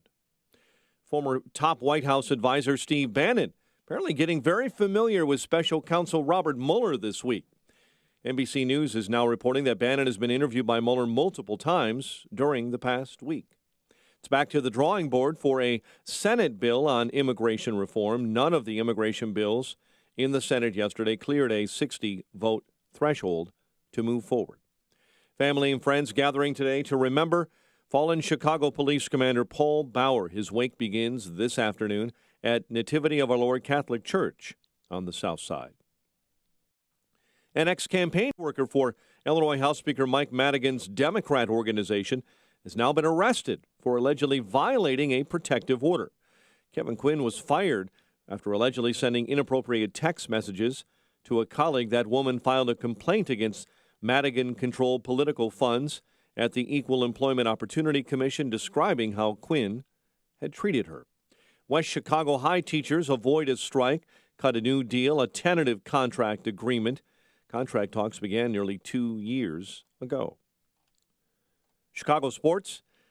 Blackhawks fall to the Ducks at the United Center, 3-2. NBA All-Star Weekend on tap. Tonight, the Rising Stars game.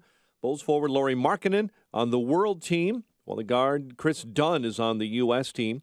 Some upsets in college hoops, including in the Big Ten, where Wisconsin took down number 7 Purdue and Penn State destroyed number 9 Ohio State. The news service of Staples. Let Staples help you this tax season with everything you need for less, from storage boxes and filing supplies to software like QuickBooks and TurboTax. And right now, get up to $15 off when you buy TurboTax. Ends 2/17/18, excludes TurboTax Basic. Staples. It's pro time.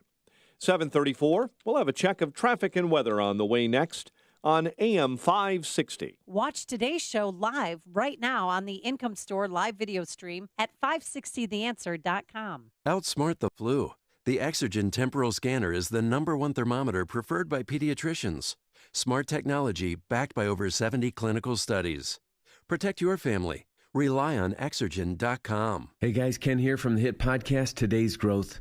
Who would win a 3-mile bicycle race, an 11-year-old girl or last year's winner of the Tour de France? It all depends on the bicycle. It depends on their vehicle. Both on a 10-speed and the pro racer is going to win every time. But put the racer on a tricycle and the 11-year-old wins every time. You see, it's not the driver, it's the vehicle.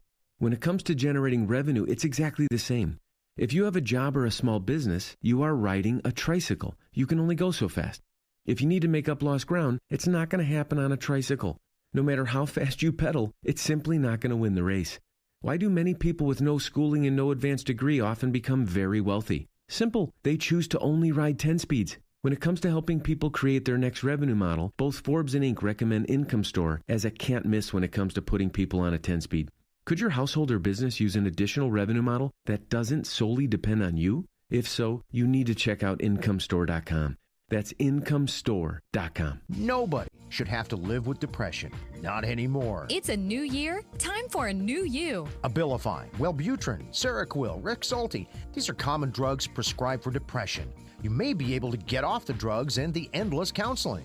You've heard about the revolutionary TMS therapy. Now it's time to get a free consultation from HPR Centers. And your frustration with life and relationships. In a few short weeks, your life will change. It's FDA cleared, safe, and it's covered by most insurance, including Blue Cross Blue Shield and Medicare.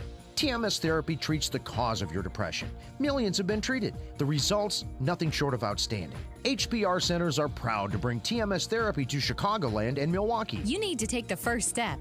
Call. The war on depression is over. You win. HPR Centers. 800-604-0208. 800-604-0208. Go to endmydepression.com. 7:36. Let's get an update on the roads in the Alarm Detection Systems Traffic Center. Here's Jim. Thanks, Mike. On Chicago's northwest side, Diversey is closed in both directions between Laramie and Cicero after a reported crash and stabbing. Edens is 20 minutes, Lake Cook to Montrose, outbound 21. Kennedy, 36 minutes, O'Hare to downtown, 22 from Montrose, 24 in the Express, outbound 32 to the airport. The Eisenhower is now 52 minutes from 390 to downtown, 37 from Manheim, outbound 32 minutes to 390. Stevenson, 52 minutes, 355 to Lakeshore Drive, outbound 36. Ryan, 30 minutes, 95th to downtown. Northbound Tri-State is heavy, 95th to 75th. From the Stevenson to the Hinsdale Oasis, and from the Reagan Tollway to North Avenue. Northbound Veterans Memorial slows 75th to the Reagan Tollway. The other tollways are fine. Traffic, service of Staples. Staples has low prices on the organizational solutions your business needs. Clear the clutter and focus on the job at hand this year, like bankers' boxes, file folders, and storage bins. Less mess equals more success. Visit Staples.com for more. Staples, it's pro time.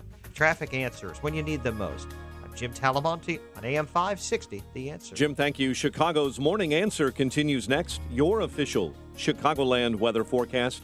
A cloudy and cooler day ahead. We'll only top out at 31. We may see a peek at the sun a little later on today. That will lead to clear and much colder overnight, a low of 11. That will ice up things a little bit and lead to snow tomorrow afternoon, high 37.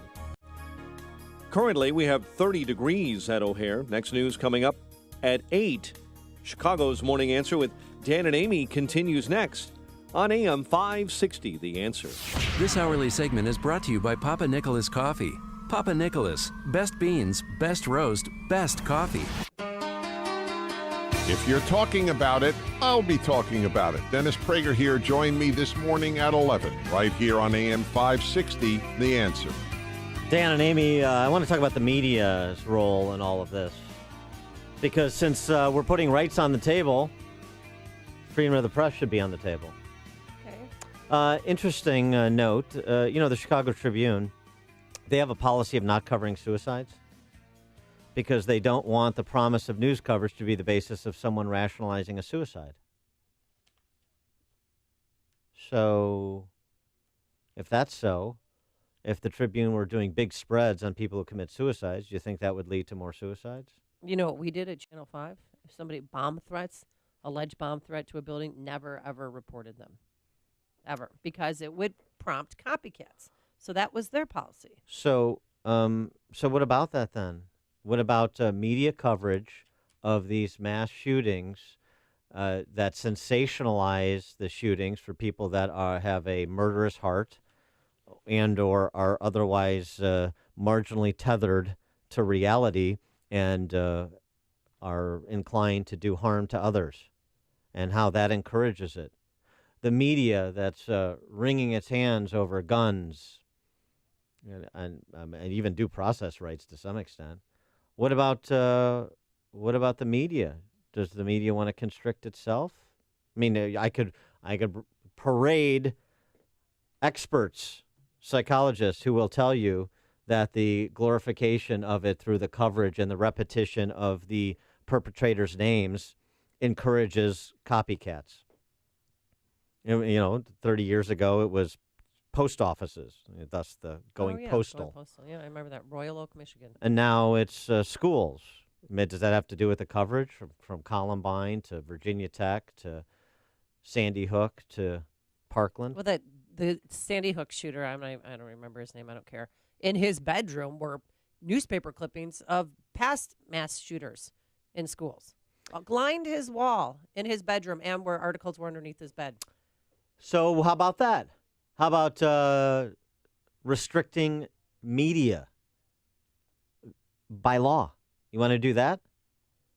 You want to take away my rights of self-protection, and then make no mistake about it, that's what the D.C. Press Corps wants to do. Well, they want to get rid of all guns, but they don't understand that that's impossible. I mean, there's 8 million people in this country who own AR-15s. Look, I mean, all these international comparisons, how we compare in terms of murder per million people, or murder by death, murder by gun, a person committing a murder with a gun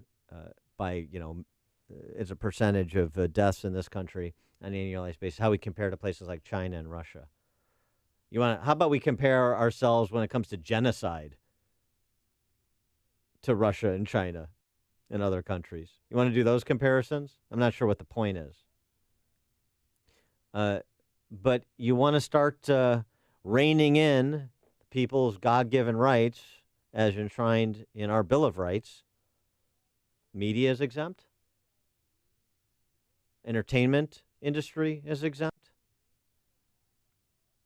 312-642-5600, turnkey.pro answer line, 64636-DA, turnkey.pro text line. Again, I can easily make a strong evidentiary case of correlation.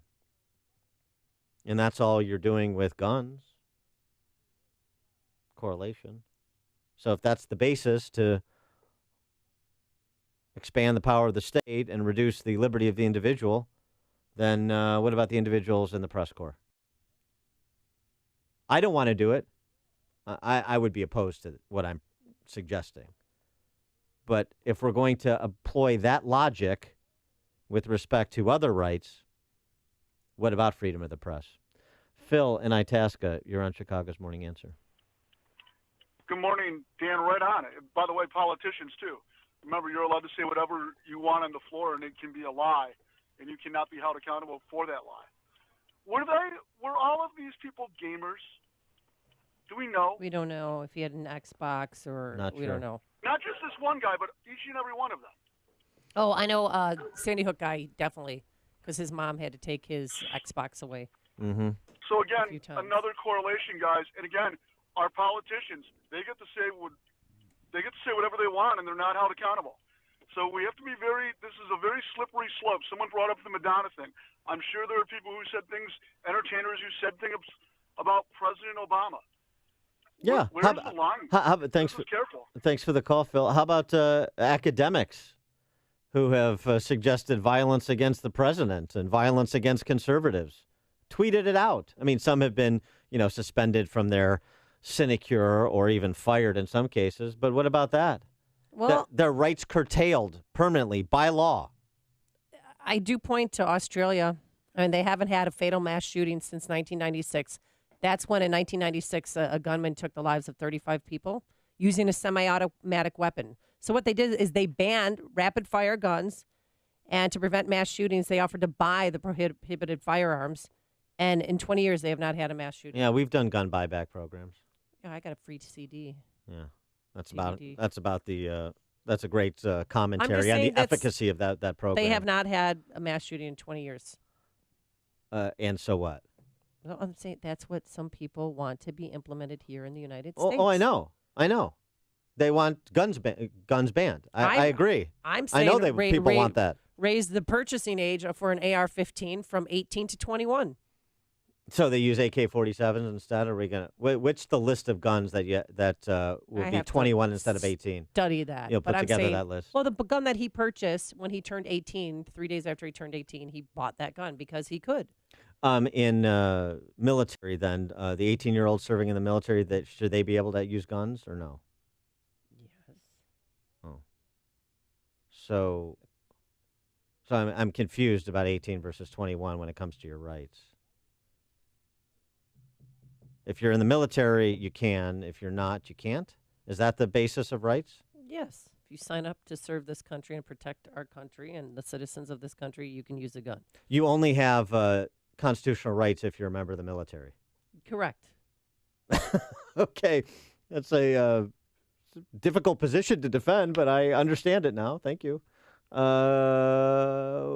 Matt in Buffalo Grove, you're on Chicago's Morning Answer.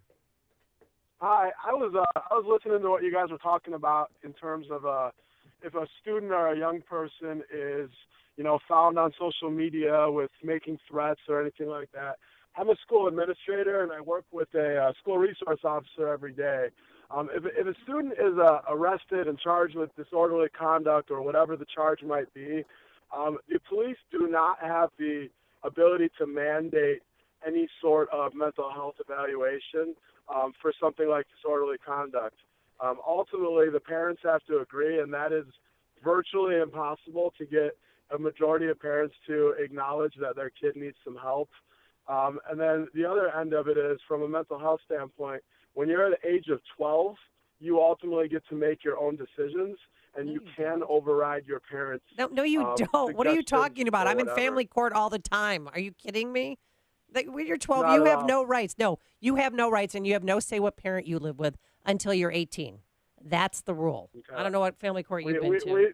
We literally just kicked a kid out in Lake County, and he refused all mental health treatment, and I was working with the state's attorney on it as well. Thanks for the call, Matt. Well, I mean, there's you can petition a judge to issue an order for a mental health exam. If you're a teacher or parent, or I'm talking about I'm talking about prosecutors. Okay. I mean, you're talking about somebody who's Right. arrested and you want them to undergo a mental health exam. You can do that. I mean, we And can then are you have. infringing on their right to privacy if you approach them? I mean, there's so many layers here. It's No, just, it's not. There's not that many layers. It's just due process. Or do you want to curtail due process rights and allow the police to act as arbiters of mental illness? Well, they're not trained in that. That's why we have courts of law. So take it to court. But some of these judges are a little off. Well, too, if okay. You know what I mean. Well, It's awful. I understand, but you know, but I'm not hearing a solution to that. Yes, you're right. Some of these judges are going to be more permissive than others, but we have. Do you want to end run due process for some individuals, or make it judgment calls of people that are not particularly trained in an area to make that judgment call, or we'll make it arbitrarily, almost by necessity? I mean, what happened in Everett, Washington State? Grandma sees things that are disturbing, calls local law enforcement. They get a search warrant. They execute a search warrant. They read the journal. They find a weapon. They arrest him. Now he's in the court system. That's it working out properly. Shepherd High School in Palos Heights. See a Facebook post. He made a threat, apparently. I didn't see the exact threat, but it's being reported by AP that he made a specific threat to the school. Arrested for disorderly conduct. Now he's in the court system. The people who noticed it did their job. The police did their job. Now it's up to the courts to do their job. That's how the system works, or not. Jordan, Forest Park. Yes. Morning, Dan and Amy. I wonder what conversations the superintendent or the principal had regarding this individual that was expelled. I mean, I think that if you're a school and you know that there's a potential threat, and this was a very specific thing with one individual, then what do you do if the police cannot do anything? Do you proactively try to do something? And maybe they did in the case of something happening. And I'm wondering if there are dozens of principals around the country right now that are in a similar situation where there is a person maybe that they expelled that has gone on and done similar things online or whatever. And now what do they do? Thanks for the call, Jordan. I mean, 39 visits from local law enforcement to this kid's house. Since 2010. Domestic calls that were classified as dealing with mental instability. Expelled from 3 schools.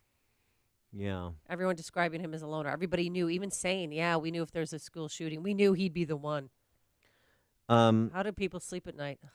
The evidence that has been presented from his social media posts would have been enough to, number one, get a search warrant, and number two, at minimum, to charge him with disorderly conduct for making specific threats. Well, even the neighbor that videotaped him 3 days ago, when he's wearing boxer shorts and he's in his backyard with black socks on and shooting a BB gun at fake targets, but actually shooting the gun. Like as if he was practicing for something bigger. So I go again to media. Who in the press corps wants to see their freedoms restricted? Nobody. As they're promoting the restriction of other people's freedoms. Nobody. But we know that the coverage has impact. Wall-to-wall coverage. We know the coverage has impact. So every main anchor, they bring their whole set down there, the production crew. So you want to ban AR-15s or raise the eligibility age? Purchase age, yes. What about curtailing how the media covers these these shootings? We could start with them not having all of the anchors bring their entire shows down there. I'm asking by law. What about curtailing? 1 reporter per station. 1 reporter per station what? To cover the story instead of their whole crew sending 30 people down there. Is it a volume issue or a content issue? What about what about saying you cannot say, I don't advocate this, but I'm just using their logic. You cannot say the shooter's name on the air. You have a specific amount of time you can devote to this story and no more. I'd really like to see them cover the victims more than the shooter, but that never happens. I'm asking by law. Yeah, by law. Want to go down that road? Huh? Fourth Estate? Silence. Yeah. Russ in Barrington. I think, Dan, you said it so well. You know, there's no way we're going to be able to legislate evil out of the world. And Amy, changing the age you can have access to semi-automatic weapons, the kid's just going to grab it from another parent or whomever to get that weapon. And this kid was clearly a loner who had no mentorship or guidance in his life. The root cause of the problem is we've taken God out of our schools. Families are broken more than ever. We have unwed children born at an unprecedented rate. And without good mentorship, parenting, and guidance, we're going to continue to see this kind of devastation. What we really need is for kids to be mentored by individuals that point to their creator in their life who has a purpose that is good for them. Yeah, thanks for the call, Russ. Well Starts said. with coaching. Okay, Coach. Yeah. Text, how about we protect our kids with at least the same amount of care that banks protect their cash? Aren't children more valuable than cash in a Brinks truck? I'm going to take the bank security approach to schools. It's all about the entry points. My friend works for the SWAT and said if you can stop them at the entry point, that's where you have to stop them. Once they get inside, forget it. I mean, this guy had fired 300 rounds. He started on the first floor, fired into 4 classrooms, then went up, picked off people along the way because he set off the fire alarm, and then shot into 2 more classes on the 2nd floor. Glenn in Michigan. Yes.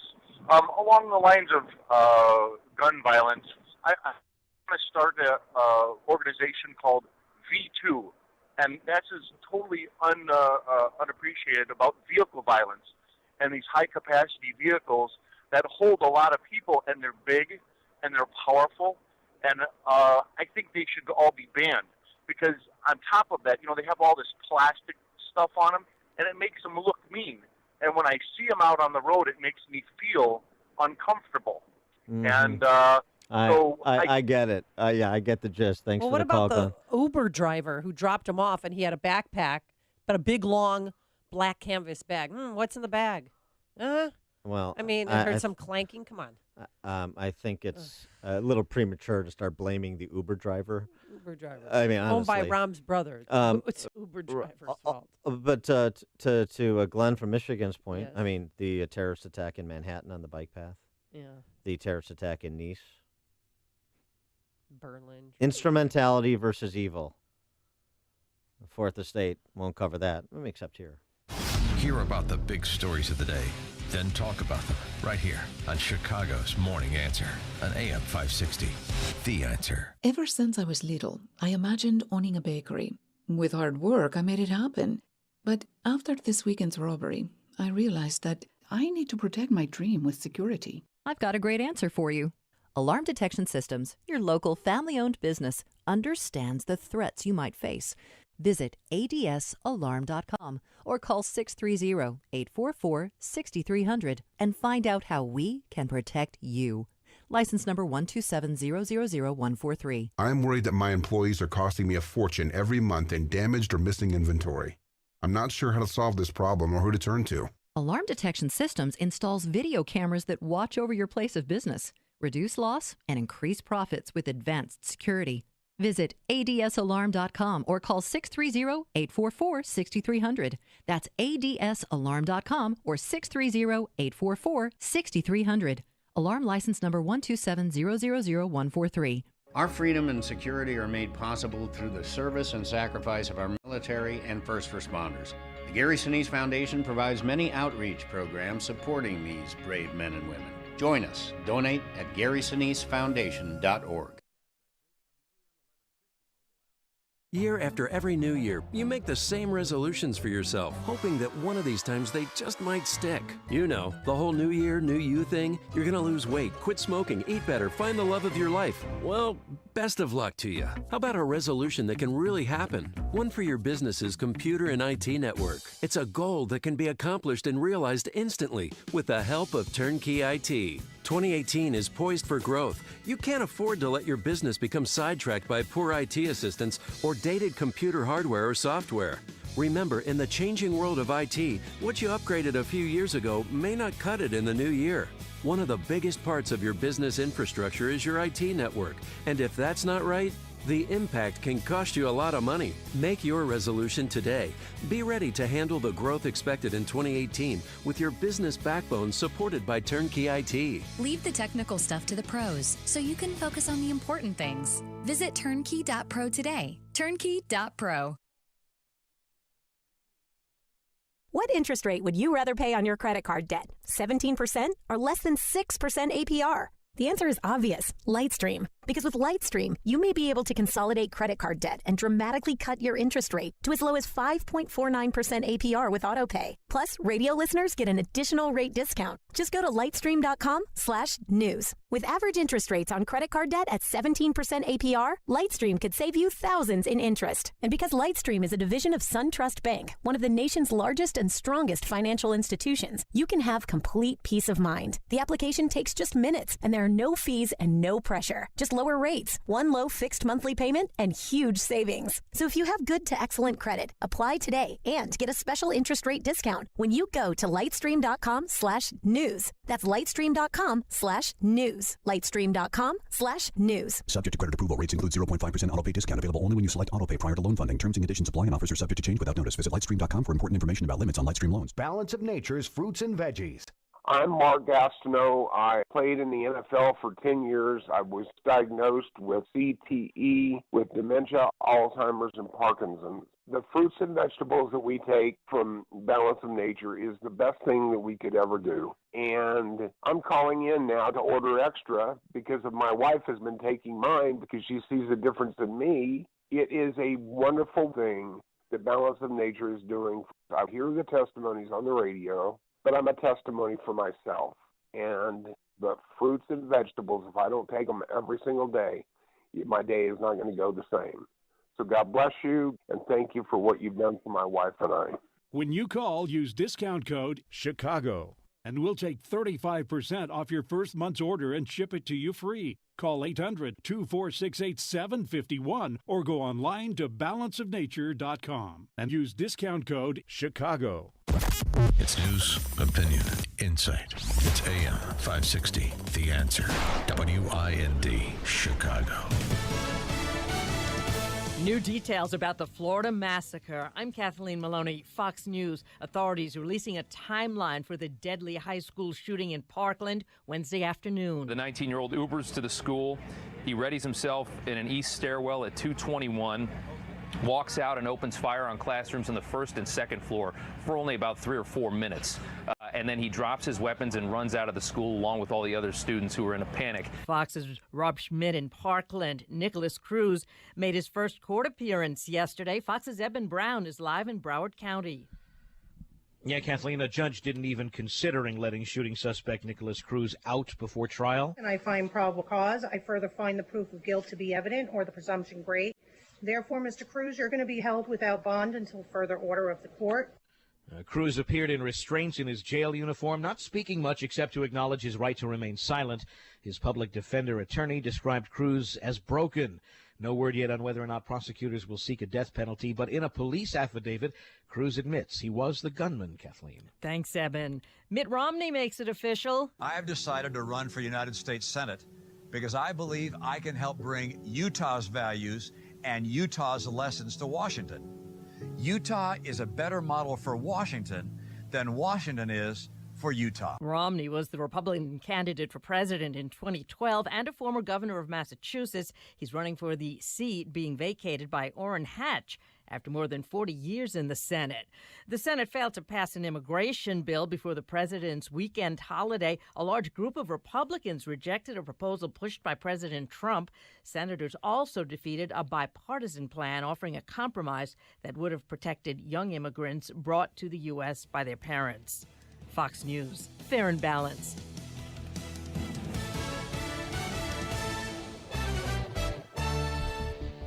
In Chicago, we have clouds and 27 degrees. 8:02 is our time on AM 560. The Answer. Good morning. I'm Mike Scott. Family and friends gathering today to remember fallen Chicago Police Commander Paul Bauer. Meantime, a Cook County judge is denying bail to 44-year-old four-time felon Shomari Leggett for the murder of Bauer. AM 560's David Stewart has details on that part of the story.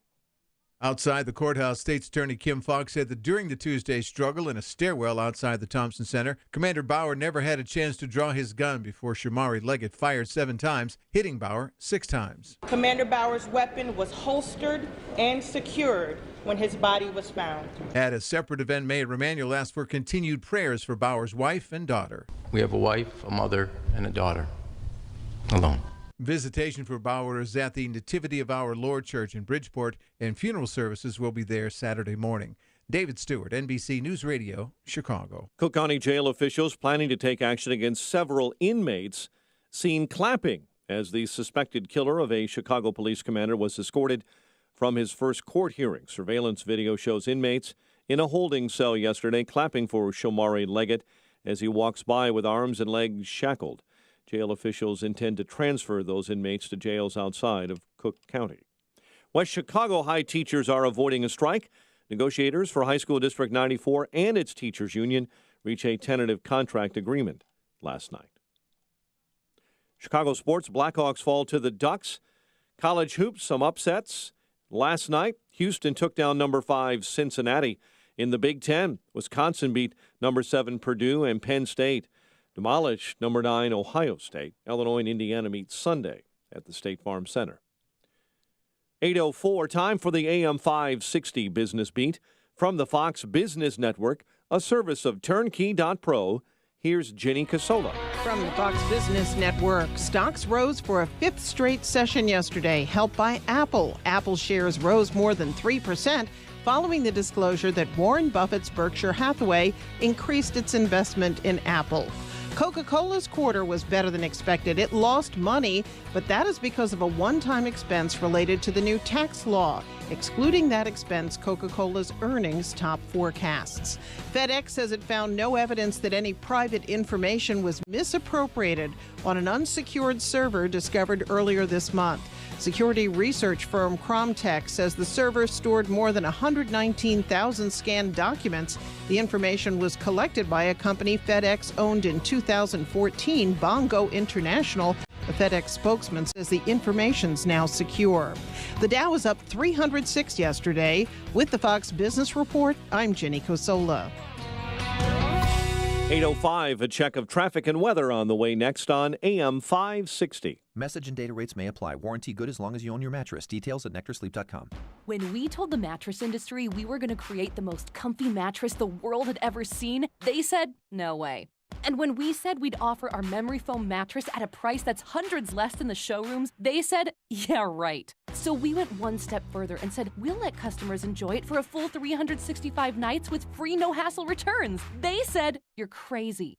And when they said, what else are you going to do, offer a warranty forever? We said, that sounds like a great idea. We're Nectar, and we make the mattress that's keeping the mattress industry up at night. Enjoy a better night's sleep with a better mattress and even better value. For $125 off our already low price, plus 2 free Nectar pillows, text COZY to 234234 or go to nectarsleep.com. Text COZY to 234234. COZY to 234234. Nectar for sweet, sweet sleep. All money managers may seem pretty much the same. But while some money managers may recommend high commission investment products, Fisher Investments avoids them. Some money managers may have hidden and layered fees. Fisher Investments never does. And while some money managers are happy to earn commissions from you, whether you do well or not, Fisher Investments fees are structured so we do better when you do better. In other words, we're structured to be on your side. Maybe that's why most of our clients come to us from other money managers. Talk with us and find out why so many experienced investors are switching to and staying with Fisher Investments. Fisher Investments, clearly better money management. Investments in securities involve the risk of loss. Visit us at FisherInvestments.com to find out what we can do for you.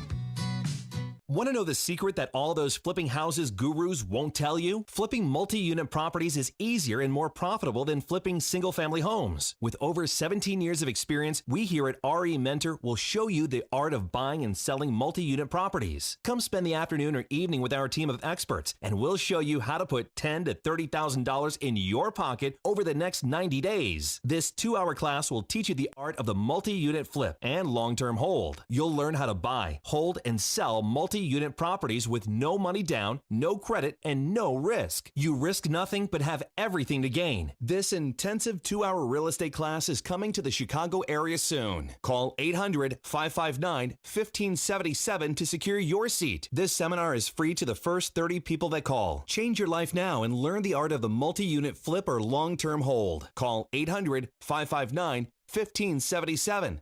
That's 800-559-1577.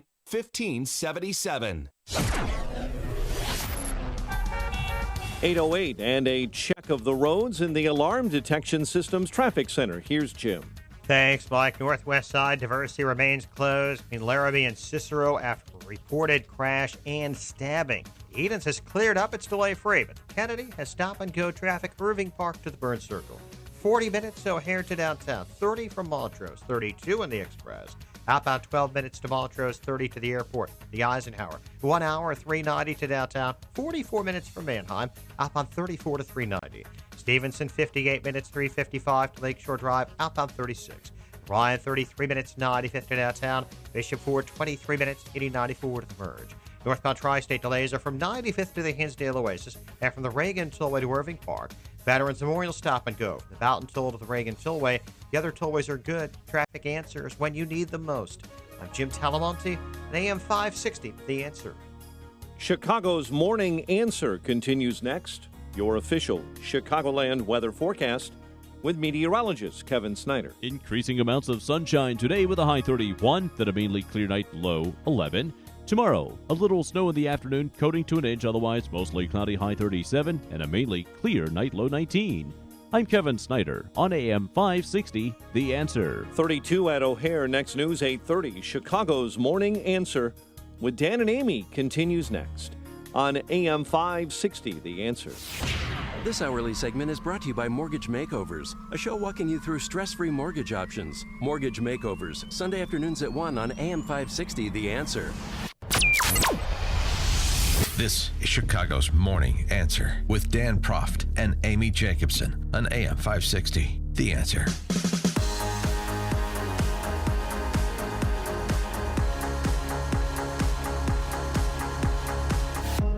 Good morning, Dan and Amy here, and we are giving away a pair of tickets right now to the Chicago Lyric Opera's presentation of the thrilling new production of Faust this March. Faust longs to be young again, and his wish comes true when he sells his soul to the devil with disastrous consequences. Now this famed tale of yearning, temptation, innocence lost, and redemptions bursts with memorable music, making it one of opera's favorite blockbusters. Caller right now, caller number 10, will receive a pair of tickets to Faust at the Lyric Opera. If you want to get your tickets, though, visit lyricopera.org. But again, caller number 10 to 642-312-642-5600 will get a pair of tickets, and good luck. A couple of things on the Florida shooting. One is you got a text from a business owner. Says he checks social media before he hires somebody, right? And that's supposed to be a comparison to having social media police do background checks on social media before the issuance of a FOID card or the approval of a purchase of a gun and so forth. Okay, let's try and understand something here. There's a difference between a private transaction, like an employer making an employment decision, and the state in the position of arbiter of social media content. Do you understand the difference? Do you understand the man hours that would be required for that? And then who checks the checkers when it comes to making judgment calls on social media? But anyone who took a look at his social media, I understand would have denied him even not only a job but also a weapon. The point is to have as I said before, to have a conversation about a secondary check level. The real issue is not the social media, although that's an issue because the FBI was tipped off. The real issue is 39 police visits to his home. That's police action.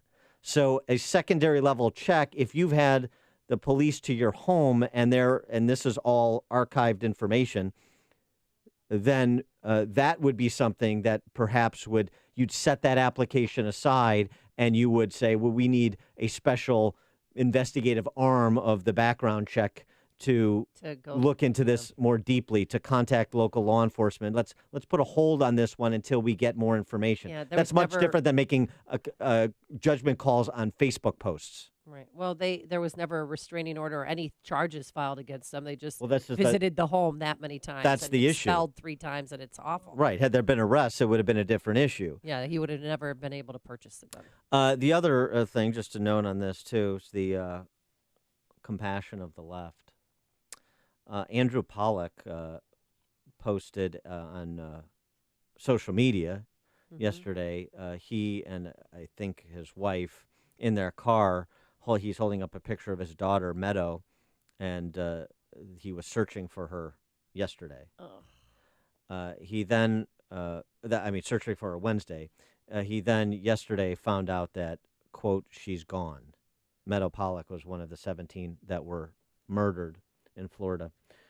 And by the way, the picture of Andrew Pollock, he's wearing a Trump 2020 T-shirt. Which is what he happened to be wearing that day. Yeah, and so the response on social media was God, things like, "I'm sorry for his loss, but his T-shirt, his hero rollback background checks for those with mental illness, as if that's relevant. Maybe he should have thought twice before voting for terrorist Trump. The sad irony with his shirt." Oh, stop. People are sick. Leave him alone. They are sick. They are sick. And not in a clinical sense, in a depraved sense. For more on the school shooting and the calls for Congress to act and a range of other issues, we're pleased to be joined again by our friend Peter Roskam, Congressman from the Western Burbs. Peter, thanks for joining us. Appreciate it. Dan, Amy, thanks for having me on today. So, there's a lot of, you've had Connecticut Senator Chris Murphy say it's Congress's fault that this happened, and essentially say that in Parkland, Florida, and others suggesting that Congress has failed to act. Trey Gowdy, your colleague, said, show me the law that will prevent the next one of these, and I'll sign on to it. But nobody's shown him that law yet. Where do you come down on all this? Yeah, I think Gowdy has a great deal of insight on this, and I go to the work of now a former colleague, Tim Murphy, who stepped aside a couple months ago.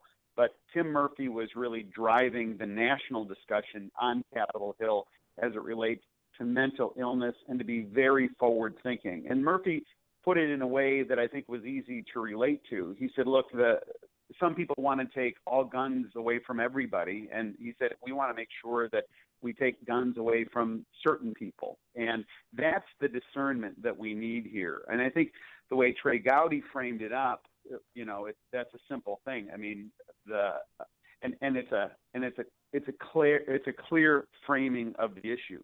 That said, I mean, this is just an overwhelming and heartbreaking situation as you're looking at this, and you think, wow, as the fraying comes in our culture and this becomes more and more normative, it is a real challenge.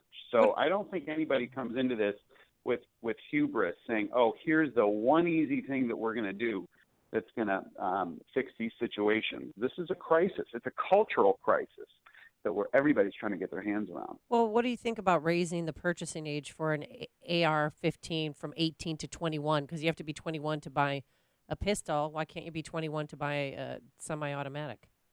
Yeah, so then you get into the same discussion, Amy, about, okay, well, if we're going to do that, then is somebody in the military and unable to buy one of these things? You know what I mean? If you can serve your country when you're 18 and sacrifice yourself, do you not have this right? And so that is wherein lies the tension. And I don't think that this is necessarily a youthful thing. It's not as if the vast or the overwhelming majority of people who have committed these crimes have done so at this young age. You look at up and down the spectrum. So I would focus in on mental health and trying to be proactive as opposed to being confiscatory towards a group of people based on age.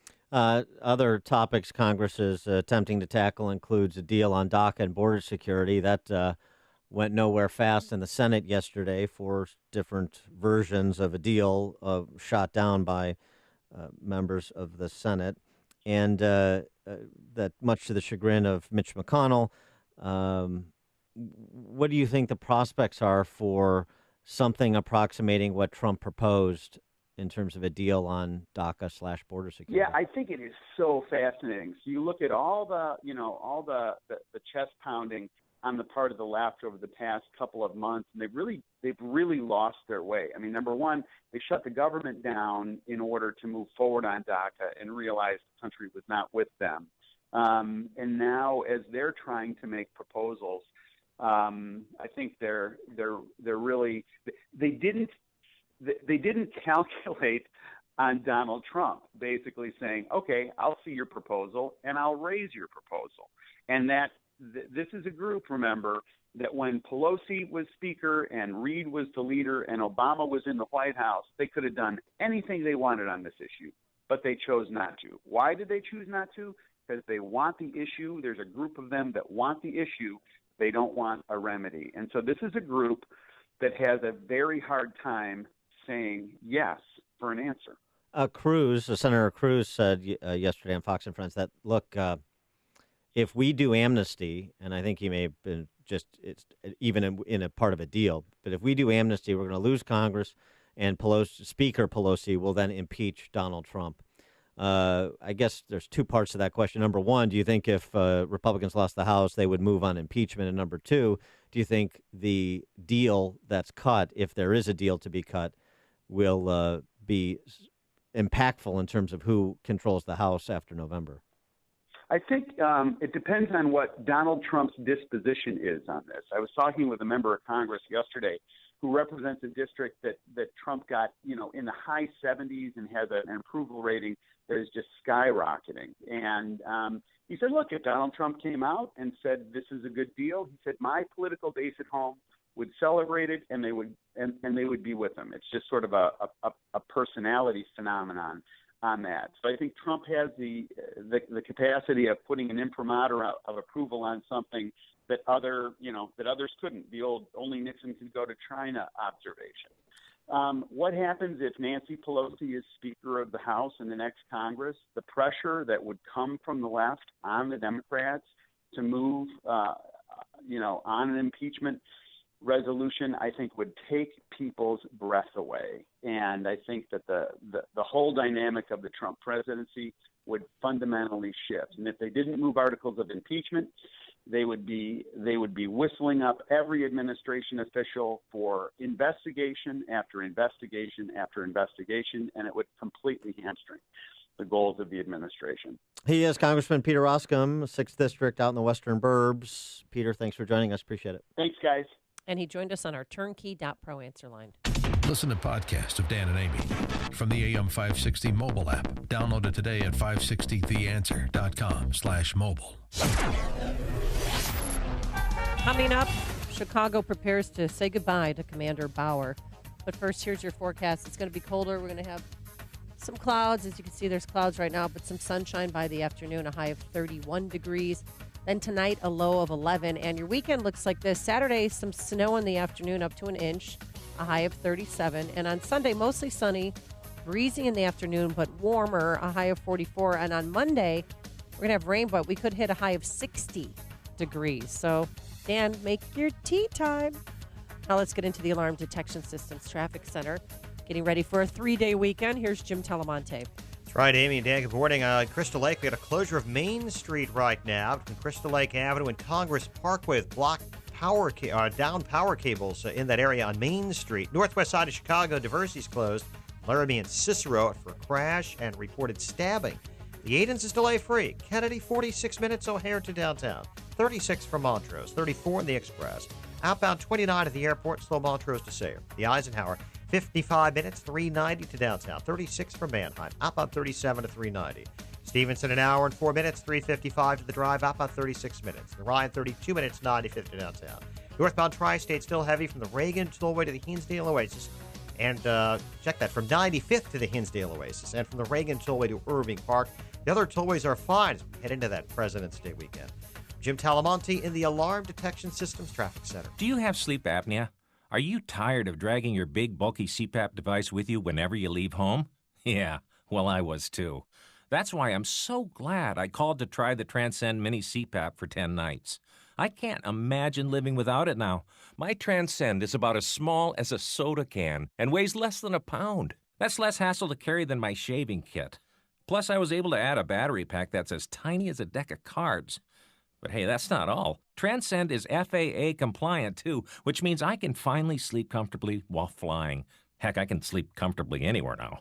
So if that all sounds good to you, call now to give Transcend a try. You'll be glad you did. Now you can try Transcend and sleep comfortably for 10 restful nights with a money-back guarantee. Just pay return shipping. So call minicpap.com now. 1-800-300-6551. Again, that's 1-800-300-6551. 1-800-300-6551. This is Dan Proft with 60 Seconds of Sanity for Upstream-Ideas.com. It was the best of speeches. It was the worst of speeches. It was a call for intellectual honesty. It was a squawk for craven identity politics. Senator Rand Paul properly shamed phony fiscal conservatives who colluded to lift the spending caps for a 2-year budget deal. Paul was spot on about the spoils of war ethos of the royals in both political parties. Spending other people's money is power. Spend more, get more. And at the people's expense in both cases. The royals get it, and then the people get it. Good and hard. Where Paul made a succinct argument for smaller government, House Minority Leader Pelosi used her 8-hour filibuster to regale us with apocryphal tales of her grandson, who allegedly wishes he could be a DACA recipient from Guatemala. Can you imagine how prideful Pelosi will be the first time her grandson dons a pea hat or uses the girls' bathroom? The two speeches nicely underscored the choices before us. A nation of laws or men, paying our own way or freeloading on future generations, embracing the neo-Jim Crow left or fighting off the cultural Jacobins. As Dickens wrote about the conditions predating the Reign of Terror,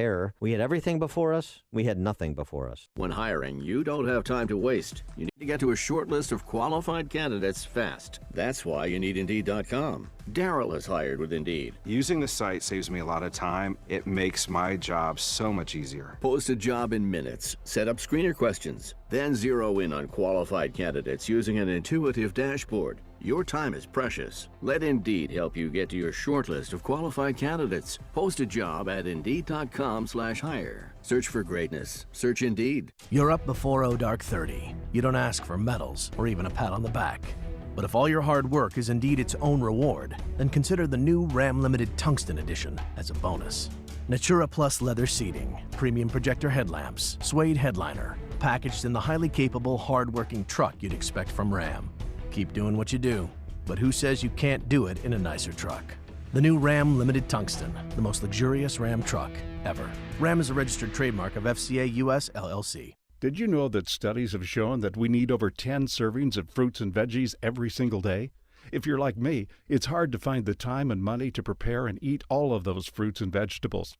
Who can do that? Yet we know that proper nutrition can prevent health problems, give us energy, and help us heal faster. Balance of Nature has spent over 20 years researching and delivering solutions to this problem. We can ensure that you consume over 30 different fruits and veggies every single day.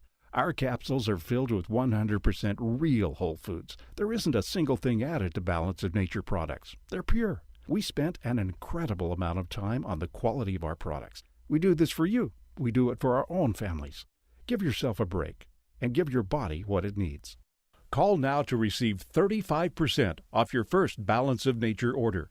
Call 1-800-2468-751 or go online to balanceofnature.com. Use promo code CHICAGO. The following is a paid political announcement. I am not in charge. I'm trying to get to be in charge. I'm Jeannie Ives. I'm an economic liberty, pro-family West Point grad. I've spent the last 5 years battling Democrats, but I also took on Bruce Rauner when he betrayed conservative families. Rauner made Illinois a sanctuary state. I voted against it. Rauner used your money to bail out Chicago public school pensions. I voted against it because I honor who we are as conservatives. Rauner said he's not in charge.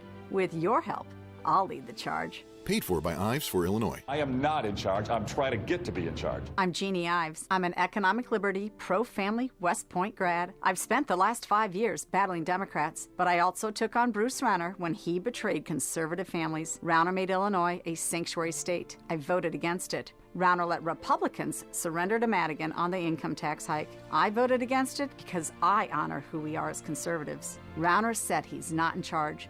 With your help, I'll lead the charge. Paid for by Ives for Illinois. Picture your son in 10 years. What kind of man do you hope to see? I know you want your son to be a man of character.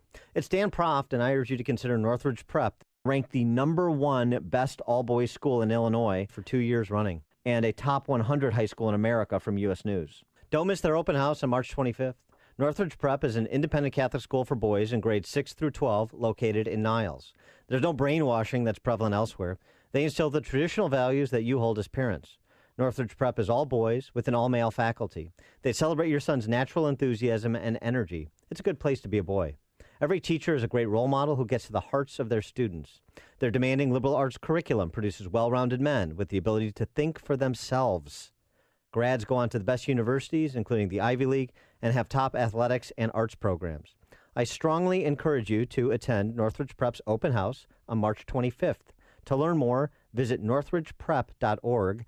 That's northridgeprep.org. What interest rate would you rather pay on your credit card debt? 17% or less than 6% APR? The answer is obvious, Lightstream. Because with Lightstream, you may be able to consolidate credit card debt and dramatically cut your interest rate to as low as 5.49% APR with AutoPay. Plus, radio listeners get an additional rate discount. Just go to lightstream.com/news. With average interest rates on credit card debt at 17% APR, Lightstream could save you thousands in interest. And because Lightstream is a division of SunTrust Bank, one of the nation's largest and strongest financial institutions, you can have complete peace of mind. The application takes just minutes, and there are no fees and no pressure. Just lower rates, one low fixed monthly payment, and huge savings. So if you have good to excellent credit, apply today and get a special interest rate discount when you go to lightstream.com/news. That's lightstream.com/news. Lightstream.com/news. Subject to credit approval. Rates include 0.5% autopay discount available only when you select autopay prior to loan funding. Terms and conditions apply and offers are subject to change without notice. Visit lightstream.com for important information about limits on Lightstream loans. AM 560. The Answer. Today is a somber day in Chicago. We will be saying goodbye to Commander Paul Bauer. His casket is set to arrive at Nativity of Our Lord Church in Bridgeport by noon. Visitation, which is open to the public, begins at 3 p.m. We'll probably, end. It's supposed to end at 9, but it'll go on until everybody gets through. But his funeral is tomorrow morning at 10 a.m., and police wanted us to remind everyone that it's limited to law enforcement officers, family, friends, and dignitaries. But yesterday, his monster was in court. Not only was the Florida shooter in court, but, of course, I don't even know his name. His name doesn't matter. Yeah, he was in court yesterday, and Cook County State's Attorney Kim Fox described what he did.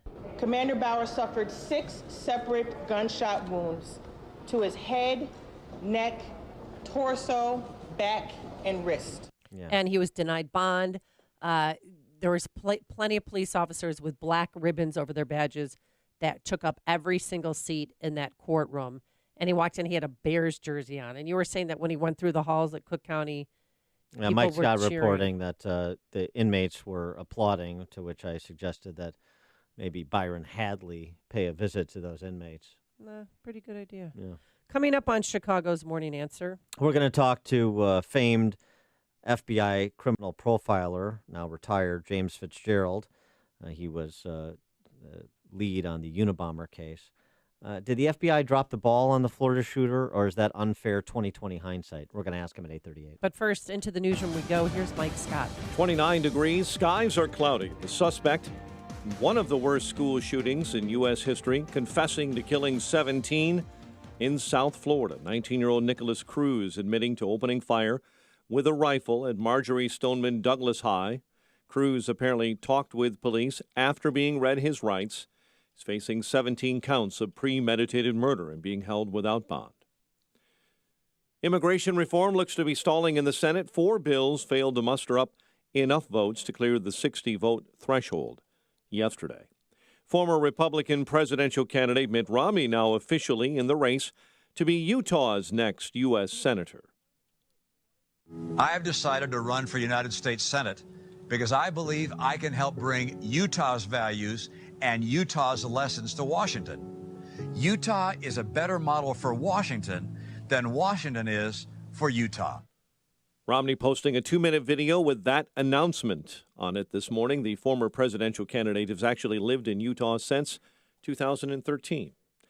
Comic book blockbuster Black Panther doing big things in ticket pre-sales. The film now ranks number 4 in top pre-sales of all time.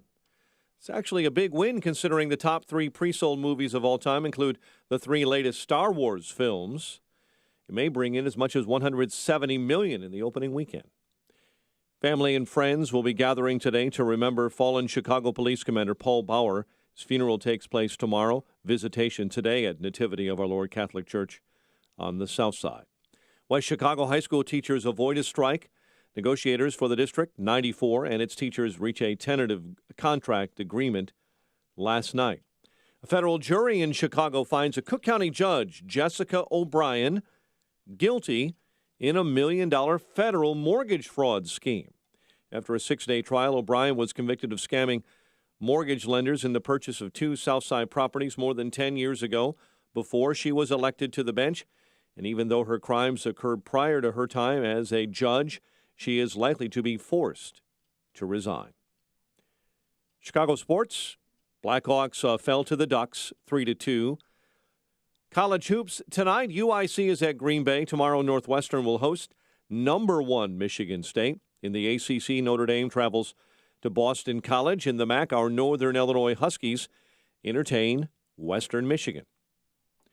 The news, a service of Staples. Staples with low prices on the organizational solutions your business needs to clear the clutter and focus on the job at hand this year, like banker's boxes, file folders, storage bins.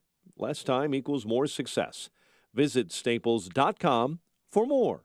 Staples, it's pro time. 8:34 and a check of traffic and weather on the way next on AM 560. This hourly segment is brought to you by Papa Nicholas Coffee. Papa Nicholas, best beans, best roast, best coffee. There's a place where you can get custom metal products. If you manage a commercial kitchen, hotel, condo building, or food-grade manufacturing plant, then no matter the type of metal or size of the project, the skillfully trained fabrication team at Vans Industrial has you covered. Hi, I'm Dave Van Camp, president of Vans Industrial. Custom metal fabrication is the backbone of my company. We fabricate stainless steel countertops, wall coverings, hoods, landscape planter boxes, industrial fan housings, and more. Vans Industrial uses all types of alloys like carbon steel, aluminum, brass, and polished stainless steel. And we have a laser cutting machine. Our laser can customize almost any project. Our team can design, fabricate, and install your project today. Call 833-VANS-IND for a free inspection of your facility. That's 833-VANS-IND. Interested in what else they do? Visit vansindustrial.com. That's VANS Industrial.com. Vans Industrial, customizing for you, the customer. 8:35, a check of the roads in the Alarm Detection Systems Traffic Center. All the latest numbers with Jim Talamonte. Thanks, Mike. Northwest side of Chicago, Diversey still closed between Laramie and Cicero after reported crash and stabbing. Crystal Lake Main Street is blocked between Crystal Lake Avenue and Congress with fallen power cables. The Edens is delay-free. Kennedy inbound. Delays start at Irving Park. It's 47 minutes O'Hare to downtown. 37 from Montrose, 38 in the Express. Outbound 10 minutes to Montrose, 27 to the airport. Mount Eisenhower. Stop and go North Avenue to the Tri-State and First Avenue to the Circle. 54 minutes, 390 to downtown. 33 from Manheim. Outbound 34 minutes, 390. Stevenson, an hour and 4 minutes, 355 to Lakeshore Drive. 52 minutes from the Tri-State. Outbound clear. Bryan, 30 minutes, 95th to downtown. Lakeshore Drive is heavy southbound Irving Park to North Avenue. Northbound from the Stevenson to Jackson. Northbound Tri-State. Delays are from the Stevenson to the Hinsdale Oasis and from the Reagan Tollway to the Eisenhower. The other tollways have all cleared up. Northwest Indiana looks good except westbound 94 approaching 421. Early morning wreck still has the right lane blocked. Traffic answers when you need them most. I'm Jim Talamonte at AM 560, The Answer. Chicago's Morning Answer continues next. Your official Chicagoland weather forecast. A colder day ahead. Clouds giving way to sun and a high of 31. Clear and colder, 11 overnight. Little snow at times tomorrow, up to 1 inch and a high of 37. Currently 32 at O'Hare. Next news coming up at 9. Chicago's Morning Answer with Dan and Amy continues next on AM 560, The Answer. This hourly segment is brought to you by the Money Hour Radio Show, Saturday afternoons at 3 on AM 560, The Answer. Brought to you by Pearshell Financial Group. Hey, don't be caught without the facts. Listen to me, Sean Hannity, this afternoon at 2, right here on AM 560, The Answer. Good morning, Dan and Amy. The president addressing the nation yesterday in the wake of the Florida shooting, 17 dead, 14 injured, 4 critically. The only issue that he mentioned generally was mental health, saying this. Our administration is working closely with local authorities to investigate the shooting and learn everything we can. We are committed to working with state and local leaders to help secure our schools and tackle the difficult issue of mental health. It is not enough to simply take actions that make us feel like we are making a difference. We must actually make that difference. And so there's obviously a number of parallel tracks that we're running on here. Public policy discussion about due process, about freedom of the press, about right to self-protection, and then also the facts that are specific to this case. 39 stops, visits to the shooter's house by local law enforcement. A tip in September to the FBI from a YouTuber who saw somebody with the same name, spelled the same as the shooter, post on YouTube that he was fascinated and wanted to be a school shooter. FBI followed up with the tipster the day after that tip was delivered and didn't follow up with him again, according to him, until Wednesday after the shooting occurred. Yeah, and the tipster was interviewed on CNN yesterday, and he just basically, we encourage people, if you see something, say something, and he did. Well, in September, I received a comment on one of my videos that said I'm going to be a professional school shooter, and I found that post disturbing enough that I thought somebody needed to know about it. The FBI saying that they could not identify the person who made that post that you just heard described. Even though his name was spelled exactly, Nicholas Cruz, the same way his name is spelled. Yeah, and they also failed to bring that information to the Broward County Sheriff's Department. Broward, excuse me, or the police department. Right. So questions about interagency communication, questions about the FBI's handling of that tip. For answers, some suggested answers, we're going to turn to an expert. He is retired FBI special agent and criminal profiler. James Fitzgerald, you know the name from the Unabomber case. He's a consultant on the Criminal Minds, the TV show. He's the author of the book A Journey to the Center of the Mind, and then that Netflix series on the Unabomber, where Paul Bettany plays the Unabomber and Sam Worthington plays James Fitzgerald. Really good. James Fitzgerald, thanks again for joining us. Appreciate it. Good morning, Dan, and hi, Amy. Not a good couple of days here, but I'll do my best to talk you and your listeners through this situation. Well, give us your insights as an expert here, a retired special agent, about that tip that was received and the agent following up with the tipster back in September.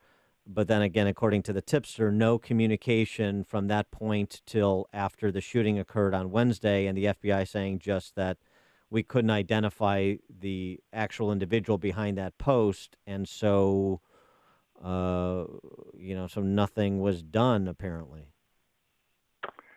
Yeah, and I was on with you guys, 11, 12 days ago, talking about, some of the political issues, the Nunes memo, et cetera, and talking about the very top of the FBI. Well, here, some folks in the Miami division of the FBI, there was more they really should have done here. There was more interaction they should have had with this guy Cruz. It's not the name John Smith they were looking for, which is pretty common. This is Nicholas. It's even spelled a little bit different than Cruz. Not like the actor spells it or the regular word Cruz. So I can't see how this would be that difficult to locate the person and then go out and do a strict interview with this guy and find out more what's going on, contact the local police to see what kind of interactions they had, and I would see all kinds of red flags on this guy. I know we've been using that term, or the media has for the last few days, but that's what they are. They were indicators. They were signs of a deeply troubled individual that somehow, somewhere, this guy should have been brought into the system, A, and B, this guy's access to weaponry had to be separated or removed from him. And somehow, at the federal, state, or local level, the system failed in that regard, and we have 17 young people dead and another half dozen or so seriously injured. And something is wrong with the system in this regard. Well, do you think the FBI agent who dropped the ball or just didn't go? I mean, I'm not buying that they couldn't find this Nicholas Cruz guy, because that if they found him, they would have alerted local officials, correct? I mean, is that the protocol? And do you think that this FBI agent who dropped the ball should lose his job and should be publicly identified? You know, I'm a law enforcement supporter, but I've written 3 books, and I certainly criticize my former profession. I criticize myself and some mistakes I made as a police officer, later as an FBI agent. And there were mistakes made here.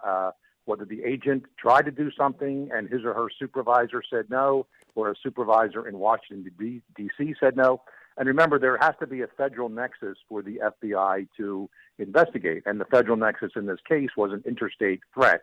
And even if it wasn't to a specific person, in so many words, I'm going to be a professional school shooter, something like that, that is a threat. It transmitted, once it's on the internet, it's considered interstate because it bounces all around the world sometimes, the actual message. So there was definitely federal jurisdiction, maybe not necessarily to make an arrest at that point, but certainly to go and talk to this guy and do something with the weaponry in that house.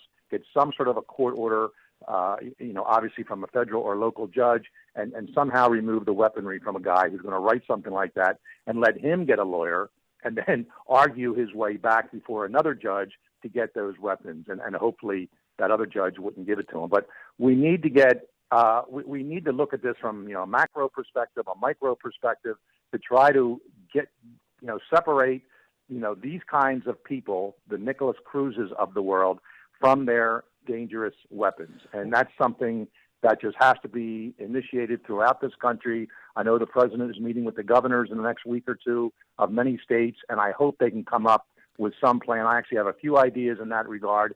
I've actually said it before, and let's hope something like this can be put into play that can identify these people and get their darn weapons off. What are your few ideas? Well, I'm a big supporter of the Fourth Amendment, search and seizure. You need probable cause to go into somebody's house to get whatever evidence you're looking for.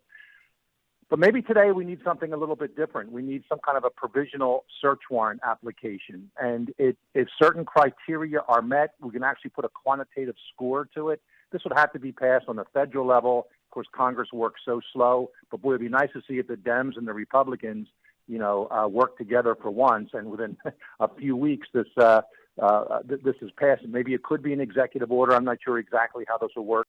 But basically, you have 6 to 8 different categories. One could be threats. One could be gun/weapon ownership or access. Another one could be police contacts. Another one could be recent stressors. This guy was expelled from school in the last month or so. Even put an age bracket in there, 15 to 35. I know our Las Vegas shooter was, way above that age, but he is really the outlier in that regard. Acts of harassment, and of course, mental health issues, and put some kind of a quantitative score to each of those. And if it reaches, a certain criteria, 5, 10, whatever number that, professionals can come up with, that's grounds for a search warrant to go to someone's house, their property, their sheds, their storage units, whatever it is, their cars, and nothing but weapons. If they find other contraband, drugs, they can take it, but they're not there to search for anything else except weapons. And I think that may be one way, it's not the only way, but one way of perhaps, again, the goal is here to separate, oil and water. You want to get the guns away from these types of people. Yes, they can go drive their car into a crowd after that. Yes, they can get some kitchen knives or a machete and do something, but you're at least taking the weapons that they can do things at long distance away from them. But let me ask you about the judgment call, the human judgment call, because it seems to me that the FBI owes the public more answers to what they did or didn't do than just saying we were unable to identify the individual who made that post. Because, as you say, it's not just the name being the same. It's also if you did a cursory search of his social media postings, there would have been other stuff that popped. If you would have looked at his interaction with local law enforcement, something would have popped. You could have talked to local law enforcement. And if it's, as you said, if it didn't rise to the level of federal jurisdiction, then engage local law enforcement that's already been engaged with him. And now you've got in the kind of interagency cooperation that's often mentioned, but too often not consummated. Don't you think there's more kind of specifics that we need to hear from FBI and, frankly, from the local police agencies as well on this? Oh, the answer, Dan, is an absolute yes. And I do want to hear that. And, I've 31 years in law enforcement, 11 years as a police officer, 20 years as an FBI agent. So I work both, federal and local level between Pennsylvania and New York, and as a profiler at the FBI Academy in Quantico. And, I've worked cases like this as a uniformed police officer or detective knocking on doors of people. This is before the internet when I was doing this. But, people make verbal threats. They send a letter to someone. I would knock on the door. Hey, can I look at your house? And I just walk through it to make sure everything's okay. You may get a consent to search form. A lot of times they'll actually sign the consent. So you don't even need a search warrant. Other times as an FBI agent, I worked in New York. And again, later as a profiler, I'm helping other FBI agents as well as local and state police assess these types of people. And the one thing I would always say is you need direct interaction with this guy, and you have to get every agency in that jurisdiction and even neighboring jurisdictions involved. Let everybody know about this guy. And in most cases, that's exactly what would happen. And we'd have representatives of 3 different agencies come to Quantico and sit down with us. Here's the guy we have. Here's the problem. And we would walk them through it, and everybody would be on the same page. That apparently didn't happen here. I don't know exactly why. I don't know exactly how, but it may have caused these 17 lives barely 48 hours ago, and that's very disconcerting. What do you think about fortifying the schools? Every school in America putting another line of an entry point to get into any school. Yeah, I think we're coming to that now, including perhaps putting not even uniformed guards, but, perhaps off-duty or retired police officers, even military vets, wearing a blazer, but, having a shoulder holster, a weapon under them. They can be, go to different schools at different times. They don't have to be at any one post every single day. They're not there to break up, fist fights, in the cafeteria. They're there just to make sure ingress and egress to the school is protected. These are soft targets. And boy, if there's one consistency, and I have a list in front of me from, the Texas shooting, the Charleston shooting, and church shooting in 15, Virginia Tech, Sandy Hook, they're all soft targets. These guys who are these shooters, they know that. If you just put a little bit of defense up where someone may shoot back at them, they're going to, A, go elsewhere, or B, not do it at all. And that's what we need to do. I have a niece who teaches kindergarten at a nice suburban school in the Philadelphia area, and I said, and she doesn't want to carry a gun. She wouldn't be allowed to. I said, keep a fire extinguisher right next to your desk, and if some nut barges in, and I get real with her. I said, look, you and your students may get shot, but take the fire extinguisher and just give yourself a fighting chance and spray it in his face. And it's not a lethal weapon. Worst case scenario, kid gets the fire extinguisher. They're not going to truly hurt anybody, but you bought yourself 5 or 10 seconds. And she said, thanks, Uncle Jim. I'm going to do that. So, and luckily she's had no problems like that so far, but the schools have to tighten up, give that sort of individual training to their faculty members, as well as tighten up the buildings themselves. It cannot be equal access on multiple doors anymore. We just can't have that at our schools. He is James Fitzgerald, retired FBI agent and criminal profiler from the Unabomber case, most notably consultant for Criminal Minds, author of the book A Journey to the Center of the Mind. James Fitzgerald, thanks again for joining us. Appreciate it. You're welcome, Dan. And he joined us on our Turnkey.Pro answer line. There's only one radio show in Chicago talking about today's biggest stories and telling you what they really mean. That show is this one, Chicago's Morning Answer on AM 560, The Answer. If you still haven't purchased the very best pillow, of course I'm talking about MyPillow, the 4-pack deal is back. So I strongly urge you to go online or call now to make sure you take advantage of this great deal. A great night's sleep is so important, so give yourself the gift of a great night's sleep by ordering a MyPillow. By using the promo code Amy, you'll get the absolute best deal available anywhere. The MyPillow 4-pack deal includes 2 premium MyPillows and 2 Go Anywhere MyPillows at 50% off. I love that I can move the fill to get the support I need, regardless if I sleep on my back or side. I never wake up with a stiff neck or headache. And MyPillow is made in America, washable and dryable, hypoallergenic, and has a 10-year warranty plus a 60-day money-back guarantee. So get your 50% off the 4-pack in February by calling 800-489-0201. Use the promo code Amy or visit MyPillow.com. That's 800-489-0201, promo code Amy. She ran Al Gore's presidential campaign. She served as the chair of the Democratic National Committee. She's considered one of the most influential Democrats in the country. And on Thursday, March 22nd, Donna Brazile will go head-to-head with AM 560's Dan Proft. It's Beyond the Talking Points with Dan Proft and Donna Brazile. They'll discuss, dissect, and debate the big issues dividing our country. Get your tickets at 560theanswer.com/beyond. Sponsored in part by 1-800-4-BLINDS, Chicago. Blinds, shades, and shutters. As a business owner, you have hundreds of decisions to make on a daily basis. It's beyond needing to pay bills, keeping employees happy, or what the next step is to grow your business. Part of your stress can be making sure you're protected in a time of crisis. Can you trust that your insurance provider is going to be there when you need them most? When you're looking for a partner who's there for you in your most desperate times, call Insure with Us. You won't have to wait on hold to talk to an agent who's unfamiliar with your policy. Speak directly to who wrote your policy when you have any urgent question or need. Don't hesitate. Get it done today.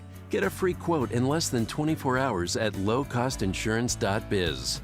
Choose from dozens of top insurers across the U.S. Insure with Us focuses on finding you the best coverage for your business and for your family. Visit them today at lowcostinsurance.biz. Insure with Us. Coverage for the things that matter most. Balance of Nature's fruits and veggies. Starting Balance of Nature, I felt that the first month I felt different. It made such a difference that now I wake up, my head feels clearer, I have more energy. Very rarely does my body cramp up anymore. It's the best thing. It's just amazing. I don't know what to say. I just would not be what I am today if I didn't start Balance of Nature. I plan on taking this the rest of my life because until I started taking your stuff, I never took as many fruits and vegetables in a day as I get through you guys. You know, I'm very, very, very satisfied. My pain and it went away. I swear to you that that's the truth. When you call, use discount code CHICAGO, and we'll take 35% off your first month's order and ship it to you free. Call 800-246-8751 or go online to balanceofnature.com and use discount code CHICAGO. Signature Bank is Chicago's fastest growing independently owned business bank. It's a bank where relationships still matter. Signature Bank knows your name and your story. I'm Dan Proft, and I know this because Signature Bank is my business bank. I'm Jerry Kerrigan, one of the owners of FJ Kerrigan Plumbing Company, a third-generation family-run business. Our trusted longtime accountant referred us to Signature Bank, and we've never been happier. On one of our first meetings, Signature Bank CEO Mick O'Rourke said, "You worry about running the business, and we'll take care of everything else." Since that initial meeting, Signature Bank has lived up to every promise they've made. The decision-making is local, the staff is consistent, and the service is outstanding. FJ Kerrigan Plumbing understands the value of long-term customer relationships, and we plan to be a customer of Signature Bank for a long time to come. Signature Bank is looking for their next success story. To learn more about turning your business vision into reality, visit signaturebank.bank. Signature Bank, helping local businesses succeed. Member FDIC, Equal Housing Lender. People make your business work. But how do you find the right talent? ZipRecruiter. One click posts your job to over 100 top job boards. Then, smart matching technology instantly alerts quality candidates about your job. No wonder 80% of employers who post on ZipRecruiter get a quality candidate through the site in just one day. ZipRecruiter, the smartest way to hire. To try ZipRecruiter for free, just go to ZipRecruiter.com/talkradio. That's ZipRecruiter.com/talkradio. The expensive mattress you're considering buying is a waste of money because it isn't customized to you. Hi, I'm Christian von Rickenbach, founder of HelixSleep.com, the only place to get a customized mattress starting at just $600. Just go to HelixSleep.com, fill out our 2-minute sleep survey, and we'll design a mattress made just for you with a 100-night sleep trial and financing as low as 0%. For a limited time, get $50 off your mattress order when you go to HelixSleep.com/talkradio. That's HelixSleep.com/talkradio. Do you have sleep apnea? Are you tired of dragging your big, bulky CPAP device with you whenever you leave home? Yeah, well, I was too. That's why I'm so glad I called to try the Transcend Mini CPAP for 10 nights. I can't imagine living without it now. My Transcend is about as small as a soda can and weighs less than a pound. That's less hassle to carry than my shaving kit. Plus, I was able to add a battery pack that's as tiny as a deck of cards. But hey, that's not all. Transcend is FAA compliant too, which means I can finally sleep comfortably while flying. Heck, I can sleep comfortably anywhere now. So if that all sounds good to you, call now to give Transcend a try. You'll be glad you did. Now you can try Transcend and sleep comfortably for 10 restful nights with a money-back guarantee. Just pay return shipping. So call minicpap.com now. 1-800-300-6551. Again, that's 1-800-300-6551. 1-800-300-6551. AM 560, The Answer. Politicized FBI loses the people's faith pretty quickly. Some texts in response to our Fitzgerald interview. Yeah. Maybe the FBI would have more manpower and money if they weren't frittering it away on a phony Russia investigation for a year and a half at the cost of millions. Text from 708. Cut the FBI a break. They've got texting to girlfriends to do. Come on. Oh. Yeah. Thanks so much for making us part of your week. It definitely was a painful one. Thoughts and prayers go out to Commander Bauer as he is laid to rest. Do you know today would have been his 16th wedding anniversary? Yeah. So his wife is having a wake in the church that they married in 16 years ago. Brutal. Today. Thanks to Justin Kosick, Quinn McCarthy, and Keith Conrad. We are back here tomorrow, or not tomorrow, on Monday morning at 5 a.m. And have a blessed weekend. Now here is Mike Scott. West Chicago teachers avoid a strike and reach a tentative deal. Cook County judge found guilty of massive mortgage fraud. Study shows the Cook County tax system is favoring the wealthy. SEC is blocking the sale of the Chicago Stock Exchange to the Chinese. Ducks rally past the Blackhawks and a cloudy and cooler day ahead. WIND Chicago News Time is 9 o'clock. Lives lost so quickly. I'm Kathleen.